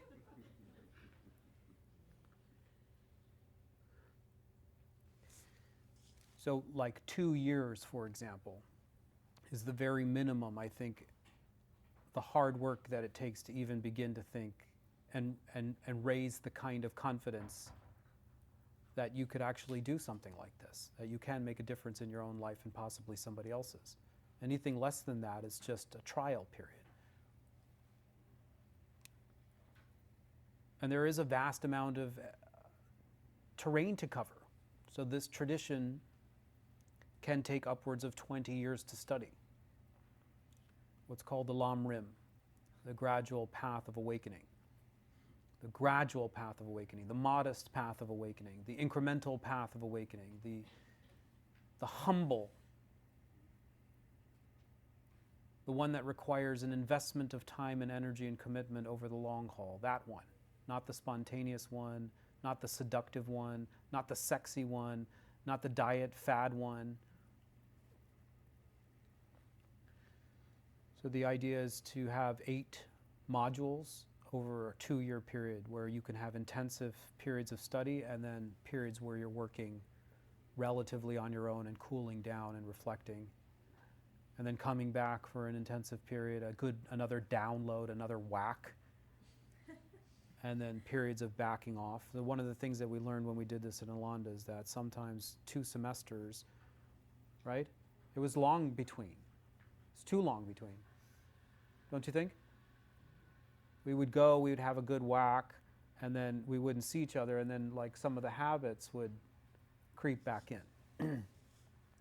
So 6 weeks on, 6 weeks off is the name of the game for this program for 2 years. And people are freaking out, like I'm getting messages on email, like,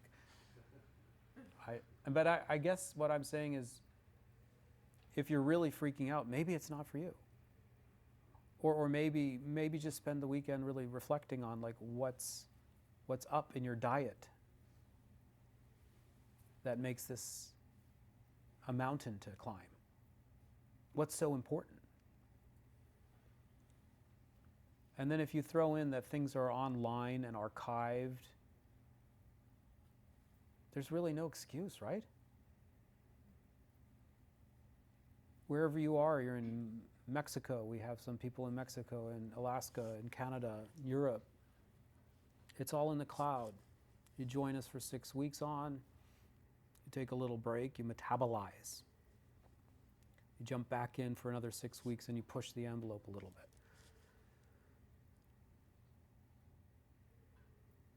So I should probably say that we have 3 paths. Okay, Allison and I and Lainey developed 3 paths so that those of you that really have like 3 kids, you can just rely on the archive, get your videos in, try to do a daily practice, do some reading, fit it in the way that you can fit it in. That, to me, is the least level of commitment, and that, I think, is still acceptable, still totally acceptable. That's the yogi path. Solitary person, someone who's just going to access the content and try to fit it in their own life, wherever they are on the planet. Second path, bodhisattva path. You get all the content, 6 weeks on, 6 weeks off, 6 weeks on, 6 weeks off, 2 years. But every other week, Emily and I, possibly another TA, will meet with you on Zoom, Skype, conference to make sure that some integration is happening between sessions. That's happening on an every other week interval. And that, if we have 15 or 20 people that's doing that, that may mean that you don't get a lot of airtime, but at least you get to witness somebody who is trying to put this into practice, and how different are we from each other, really. So we'll have particular themes for you to think about, and when we hit the Zoom conference for an hour every other week, it's like time to kind of take the content and make it personal, and think about how it's working for you in your own personal life. And then I'm going to record some guided meditations. Some of you are already past that phase. You don't need the training wheels. Other of you are just starting, so you might want the guided meditations. But let's try to, all of us, myself included, let's all try to commit to 30 minutes a day practice. So this system of learning, off, on learning, conceptual, interactive, makes it personal. The meditation component makes it practical. And then the application is, how do you bring it into your everyday life, at work, with your family, with your husband, with your wife, with your partner, with your kids, with the person on the subway, with the teacher that's irritating you, whatever it might be. All of that is considered the yogi package. Final package is if you want a couple of tailored sessions with either Emily or I, just to get, for example, the soul that I talked about. Sometimes some people don't exactly know what the pattern is that they need to unearth and work with. And the moment you have some precision about that, the game changes. Like what you're doing changes. It changes so significantly because all the teachings that you're getting and the practices that you're getting, they're hitting some mark. And just like a drop of water that's landing on a rock in the same time, it's going to cut through eventually. So sometimes some very pinpointed emphasis on unearthing a pattern with a peer can be very, very helpful to help you use the class and the technology and the techniques to start moving your consciousness in a new direction. And the other components that we added to this were the service project and the pilgrimage. I don't know about you, but for me the pilgrimage is a game changer because and I've been a little stifled in my therapy because I'm getting a little claustrophobic about being in a box. I don't know about you. How many of you work in New York City and feel boxed in by the concrete? It's not that many, I'm surprised. Well, it's my experience that the therapy room feels a little enclosed. And then when you get a group of people to live with each other and pray with each other and meditate with each other and eat with each other and travel with each other and get into like each other's business.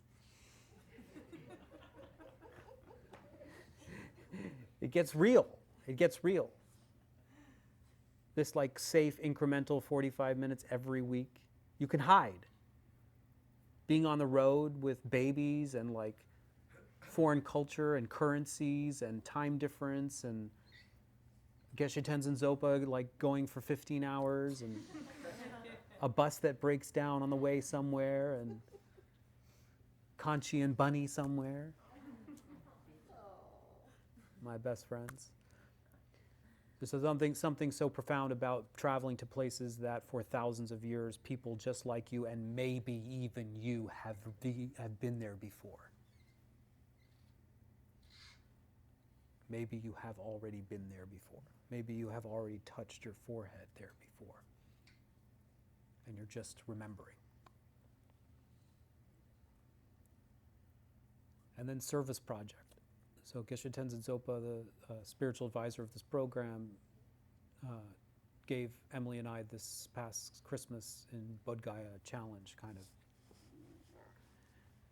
Just like the book is dedicated to the nuns of Kopan, and we all had a great time with the nuns of Kopan when we went there, and it was an amazing reception during the book launch in Nepal.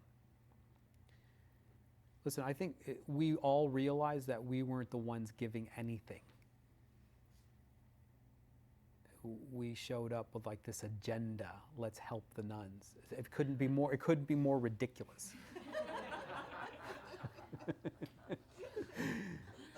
Like we got a download from them about what generosity means. We got a download about what real practice looks like. We got a download about what transformation looks like. Those nuns were glowing, vibrant, probably survived things that we would be shocked at, and still endlessly generous bodhisattvas. Cheery. So Geshe Tenzin Zopa, I don't think that we should do programs like this and not think of others. I think that's the whole art. He's not interested in collecting money. He's interested in providing opportunities for us to think of others. And it's one of these great mysteries. I hope this isn't boring. I'm just like ad-libbing. I was told Emily I had nothing scripted for tonight. He's giving us an opportunity to serve a contingent of monks at his alma mater in South India, the Sarah May Monastic University. They need like help building a new center, a new roof, and a new place where they can study, and a new place where they can do their debates. They are the ones that are doing the 20-year course. And they are the ones on the forefront of making sure that the next generation will have a perfect Dharma waiting for them, because they're giving their life to preserve it. We're playing around. So the opportunity is to create a campaign and raise some funds and make sure that they have a clean place to study and practice as a small gesture of gratitude for being bequeathed a life-giving science. And I have no idea how to do it. I don't know how it's going to happen. And that's the fun of it. Because I don't have to know. We have to know. We'll figure it out. Once we get going together, once the energy is well motivated, once we get doing our prayers and we're having our talks and we're doing our meditations and we're meeting online and we got a nice lather going and a good rhythm, then there will come a time where I'll invite Geshe Tenzin Zopa to inspire you and talk about this project. And a few of you with that skill set will emerge, and this is how organically things evolve, is that people with skill sets like Allison and Lainey came forward and built this program for us. Thank you, guys. Thank you for giving us a new home, place to practice. Some of you have expertise. Somebody who just read my book contacted me the other day, and this is what he does, is fundraise. It's unbelievable. Remember what Allison said? Don't think that you're being led by ordinary people. Everything is happening exactly as it should happen. It's just idiots like me want it to happen much faster and a lot easier. Okay, I'll shut up.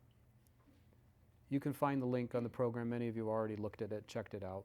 Maybe we should take a few questions, if there are pressing questions about the program, Rebirth.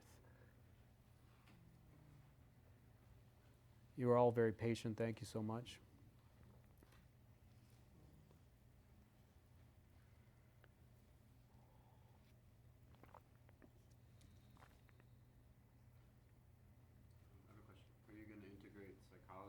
psychotherapy into the program in any formal way besides your own experience in leadership? It's funny. I don't.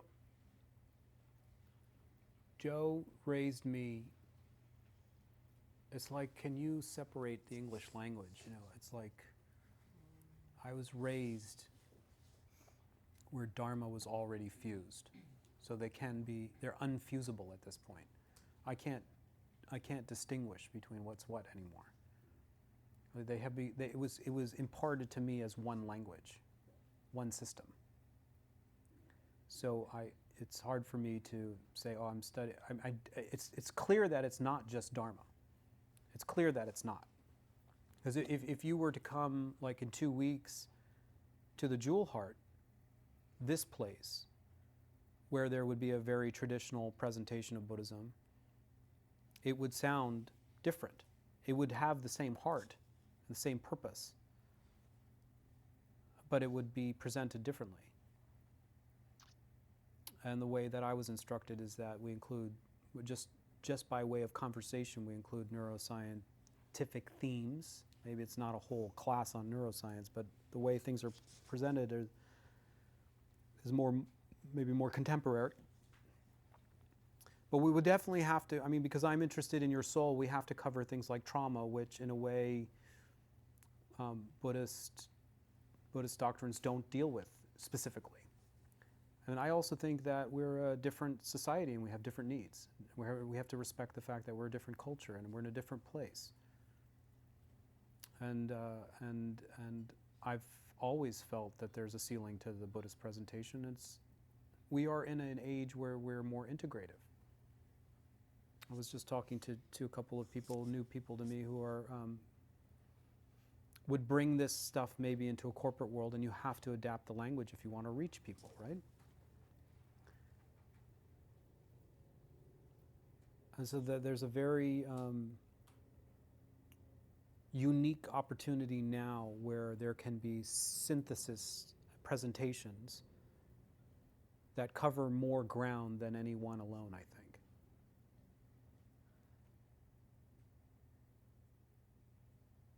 That's not to say that I think there should be two parallel streams. One with the pure traditional presentation should be preserved. That should never go away. The monastic centers in South India, for example, should be patronized so that an unbroken lineage, oral transmission, it's very important, extremely important. That should be preserved. And that's what I think this service project will help us facilitate in a minute modicum. At the very same time, there should be integration. There should be people that are integrating it, talking about new things, pushing the boundaries, pushing the edges. I think that's also, and if you have just one of those things, something will get lost. If you have no evolution, what's it called? Not entrepreneurial, what's the word?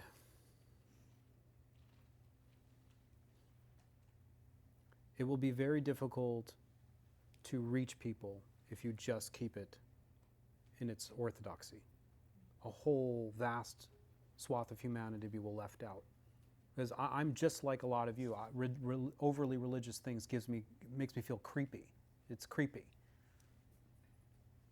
If you don't put another lens, it's like one of those things in the eye doctor. You know, if you don't turn the lens on it and see that an altar, for example, is a workstation for neural sculpting,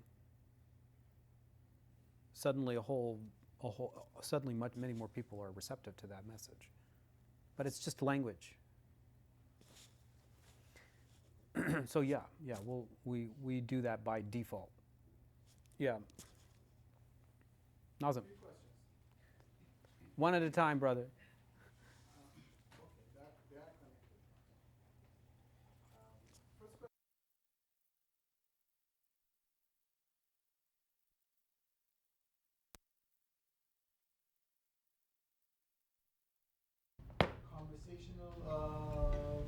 And is it a mix of both, perhaps at times? That's like the first time. Okay, that's good. So I've been really traumatized by the level of conversation in the last 10 years. Because I find that there's been a complete degradation when I was coming up, you came to a lecture, and if Bob was speaking, you listened. Now what I see is before Bob can even get a word out of his mouth, people are raising their hands and they want to actually take over the class. And they want to insert themselves because they're desperate to be heard, or some other agenda like that. And it comes and is reinforced by our social media where everybody gets a platform, which in a way I think everybody should have a platform. But I think that the lectures have been hijacked. And I think that people have lost sight that not everybody has come here to listen to your comment. You know what I mean? Oh yeah? And then people look at me weird like I'm being insensitive. And I don't care. Good. I don't care. Like there will be a little section under the video where you can place your comment. But the seat that I occupy is not for my narcissistic aggrandizement. The seat that I occupy is traditionally the place of a teacher who's a portal for a transmission. My job is to get out of the way and let something speak through you. Now the antenna, my antenna, ask Emily, is not that great. So once in a while, a few people whom I trust will correct me. But in general, the idea is to get a transmission and then to digest it. And what I see happening, what I've seen in the last 5 years is a lot of this. Endless. People's comments that last 10 minutes. There's no question, there's a comment. And I think I actually think it's unfair to everybody else who's trying to learn. And I'm not saying there should be other places for that. How about that? Like, a place of teaching is not a place for therapy of one person. If you have issues, I'm not so callous as a therapist, I'm not so callous that you're hijacking because you have issues, and that's inappropriate. You should definitely work that out, but find the right context and venue for that. So yes, in the last few years, I've decided not to take any questions. And that has been an extreme reaction to having like the flow of the transmission get interrupted and the class being hijacked by one or two people who, for whatever reason, are entitled enough to think that this space is for them to work something out. There are other places to work it out, like a period after a class. I would very much appreciate, like what I learned from Tibet House is once the class is done, everybody scatters out like mice. I'd like to have tea and cookies for like half an hour, and then people can have casual conversations in subgroups. One person who might have a need can be seen and understood by somebody else in that half an hour period. There are other ways to do this, I think.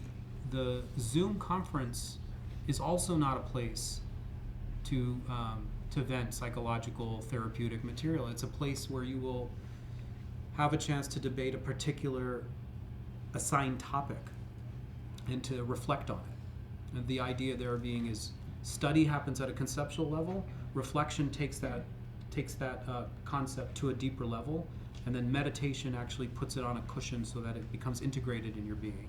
That's the traditional format for learning. And then you have your one-on-ones if you want them, go see a therapist if you want them, go to a 12-step meeting if you want to raise your hand. There are so many places for that. I just feel like I'm going to try to tighten that up a little bit because I'm a little disheartened by it. What was your second question? It's connected to this. You answered it mostly because in my experience, I think culture at large as well,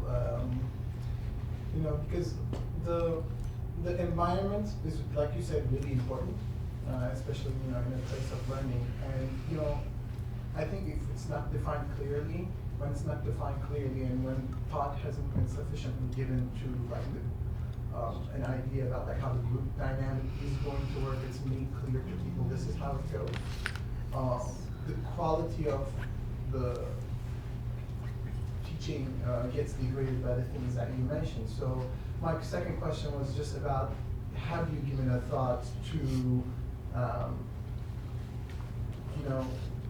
that group dynamic, and like, have you thought about like, okay, we're going to try to facilitate conversation, or we're going to try to keep it at that kind of transmission level that, so you answered it. Okay, good. Okay. Anybody else? I'm also trying to be sensitive to time. Yeah. I have a couple questions, Miles. Are you going to have more homework in the 2-year program than you had in the 4-year program? And are you going to be more strict with your students in turning in their homework? I'd like to be a little stricter. I said when we ended the 4-year program that I had some regrets about that. So, but I also know that unlike the 4-year program, we are starting with a more diverse bunch. Some of you actually have a lot of water under the bridge, and others will be newcomers. So my hope, I haven't concretized that or operationalized it, but my hope is that we have one level of the syllabus is for newcomers, and then I want to add one reading that would go more for primary text for people that have already been around the block and now want to go primary text. So for example, the first course, we won't do that necessarily. We'll always recite a sacred text per module, because I think that ties us to the tradition. But I've assigned a chapter of my book as the reading for the primary reading for each of the modules. And I think some of you are already above that. And so then I want to include Tsongkhapa's Great Treatise as a classic text, because I think that would be getting to the heart, and that would be good scholarship for some people that are. So I don't exactly know how we're going to tailor that, but I think that almost covers bases for people that are just coming in, and those people that have already been around this material and now want to get closer to the tradition. I don't know how I'm going to supervise that yet. One thing I would just suggest is that this is an experiment. We're doing our best to figure out and to clarify a lot of these terms. Lainey, Allison, and I have been every single day for the last 3 months working out this program, and we're far. And I ask for your flexibility and your patience, and try to be understanding that we're doing our best to clarify some of these terms and to actually get them from an abstract theoretical thing to how it actually works. I mean, just with the technology alone, about 3 weeks ago, we had an entire platform built already and ready to go. And I took a walk through, and I hated it. And I thought, you guys are going to hate it. And then I thought, if you hate it, you're going to hate me. And then if you hate me, I'll be left in the world alone. And I had a second question. Yeah. So, having like a sitting practice we worked on with you. And is there any like kind of phys ed component in your package where we could do like 100,000 prostrations? God bless you. No, I mean, Emily and I are talking about this all the time. Like the role that I play versus what my credentials allow me to do with what's called a scope of practice. I have a limited scope of practice. I feel confident introducing you to the themes of the Lam Rim and the meditations of the Lam Rim. I'm not capable to give you a sadhana practice or to advise you on preliminary practices.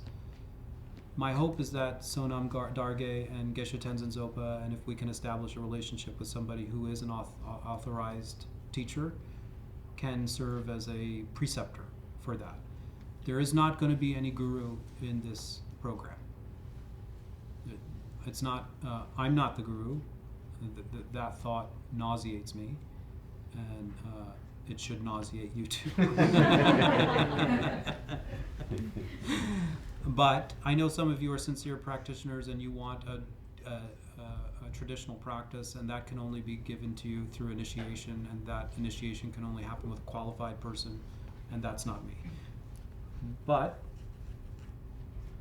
pilgrimage, for example, not this year but next year, Geshe Tenzin Zopa will join us for pilgrimage, and he can give you a full transmission, and he can, if we ask him and he grants the request, he will give you a text, a sadhana, a practice. He hasn't as yet given any, because he told me, he keeps saying this, because all the Westerners, they want these tantric practices, right? They're like hungry for the advanced yoga tantra, you know. And he is certainly more than qualified to do it, but he has not done it because he keeps saying, just study the Lam Rim, which is code for get off your high horse. Who the fuck do you think you are? Just get your chops together, learn your foundations, and maybe that takes years. So 100,000 prostrations, that's not my wheelhouse. God bless you, I hope you do it. I will do my best to try to bring in some people like that,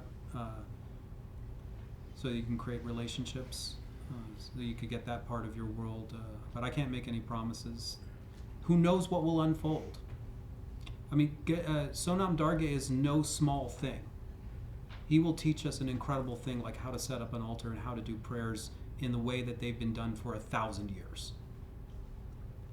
So at that level, I'm very happy to have made that connection. Geshe Tenzin Zopa left Emily and I a very, very nice message for all of you, filled with inspiration, and I will have that posted behind the firewall. You have to join the program.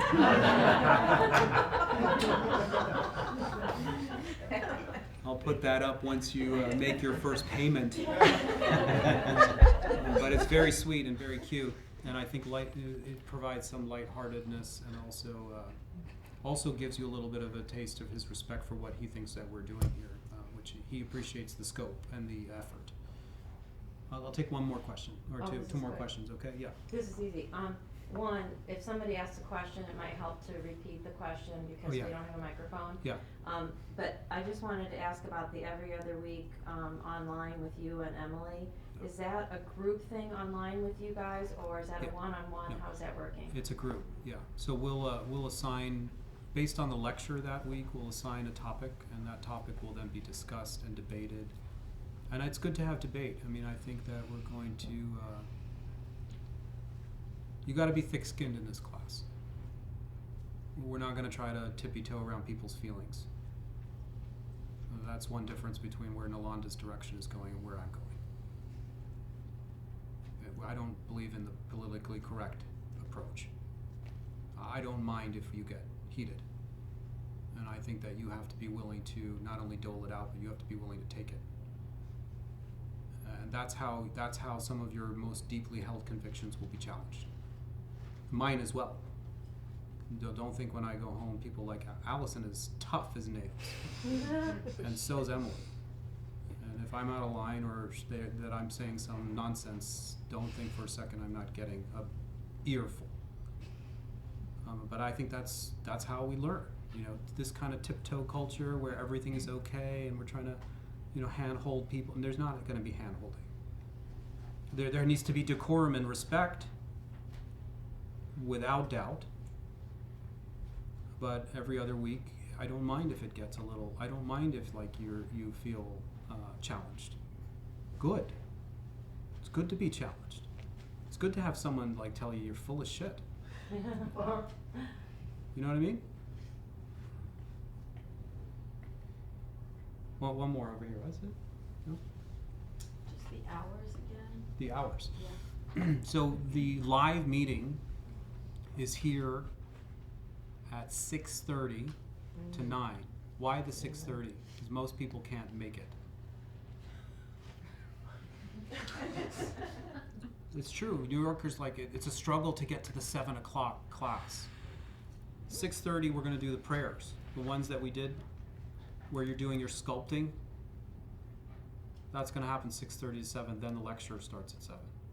So I'm going to ask people for 6 weeks in a row, you're going to have to talk to your boss and try to get in. Try to make it here. Try to make that exception. 6:30 to 7 p.m. Eastern Standard Time is the live class. Everything is recorded by our friend Cole. I just want to introduce the team. Cole here, I don't know what to say about Cole. He is a godsend. This guy is a true artist and has volunteered his time for us to get started and his gear. I also want to, of course, acknowledge Dory, who's also going to help with doing a number of different things, including getting all of the Nepal audio up in the cloud for free of Geshe Tenzin Zopa, which is an enormous blessing and full of virtue and merit that she would spend her time delivering to you these profound teachings. And of course, where's Walter? Walter is my teacher. He's always had my utmost respect. He's the AV lead since we all started together. One of the deepest, most people that I admire. So he's also volunteering his time to make sure that we can put all this technology in the cloud so that when you get sick or the kids or the summer break or this or that, it's always going to be available, so there's no fucking excuses. That's who else Wednesday nights? Wednesday nights. So the format is that I want to do a meditation workshop prior to our 6 weeks classes, because the format at Nalanda was squeeze in a meditation before the lecture. And I think it's good to get a Saturday where we just focus on the meditation practice that we're going to practice together for the duration of the module, then have the lectures. And in the morning or in the evening when it suits you, you're doing the meditation practice. And then Wednesday night at some 6:30 to 9, you're doing your lecture. And then every other week, if you're in the Bodhisattva or Mahasiddha practice, you're going to have your group discussion. That's the kind of idea. That's the idea. Whole Saturday designated to, let's say, mindfulness, this module. Next module, working with the altar, constructing an altar with Sonam Dargay. We might start this thing and I might bring in guest teachers. You guys know me. If there's someone much more qualified and we can get them in here, we are going to have them, definitely. Because one of the things selfishly about this program is I want to learn. I mean, I want to get in there and have somebody really deep give us some tools and clarify things based on tradition. So let's get that going. Okay. So Saturdays? Saturdays at the beginning of the work of the module, one Saturday. 10 till 3, I think. 6-hour period in here. All recorded for those people that are not in New York area. Then that will kick us off for a 6-week period where you have your Wednesday evenings. All of that will be recorded. Then there'll be a 6-week off. The only thing that happens in the 6 weeks off is that the Zoom conference still persists, so that we have a check-in period. For those of you that want that Zoom conference check-in, it will happen in between also.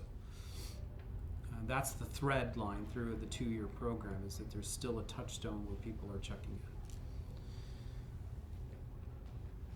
Sri Lanka happens in December. I can't wait for that. Next year after that will be either Tibet or Ladakh. Who knows what's going to happen? Okay, let's dedicate the merit of our class together. So just think that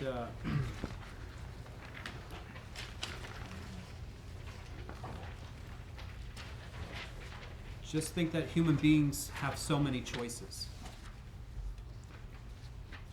and think that your mind is extremely powerful, and you are creating energy like a steam engine all the time with your choices. And for the last 2 hours, you committed your energy, your precious life resource, to the contemplation of sacred wisdom and of remembering that you are a soul migrating through time and space, and of planting a seed in your consciousness of making a priority the development of your soul, and that of not only doing that for you, but of also doing that for the advancement of culture, and of doing that in a time where we are now in the ascension. This is exactly what we're supposed to be doing. We are all waking up.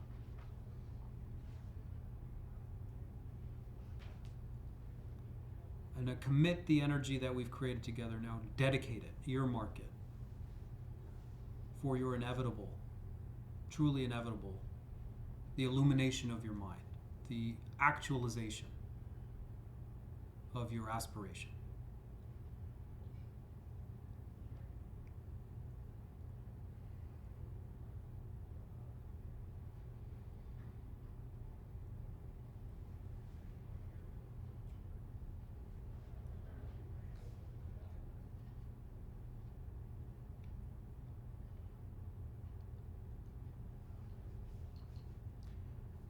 Okay, and just take a nice deep breath, and do kindly just receive my my utmost thank you for coming down, sharing this time with me, embarking on this journey to make life so meaningful. Without you, I couldn't do it. Thank you so much.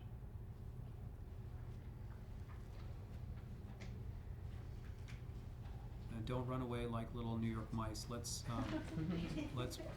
break cookies and fruits together. If someone wouldn't mind helping me pass out the prasad from the altar, we can distribute fruits and cookies and chocolates.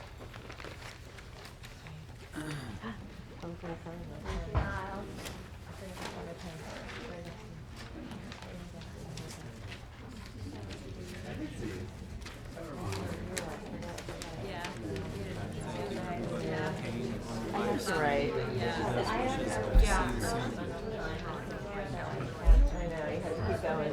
I thought you were going to give me like an eye pencil. I was going to get like that. Oh, I hope that wasn't recorded.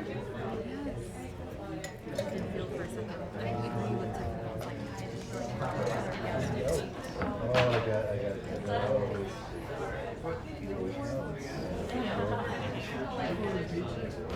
You got this. There was only one copy. You got it.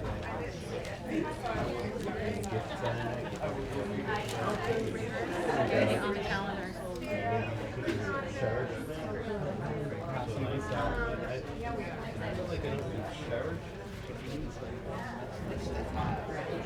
Are you kidding? It's more than a moment.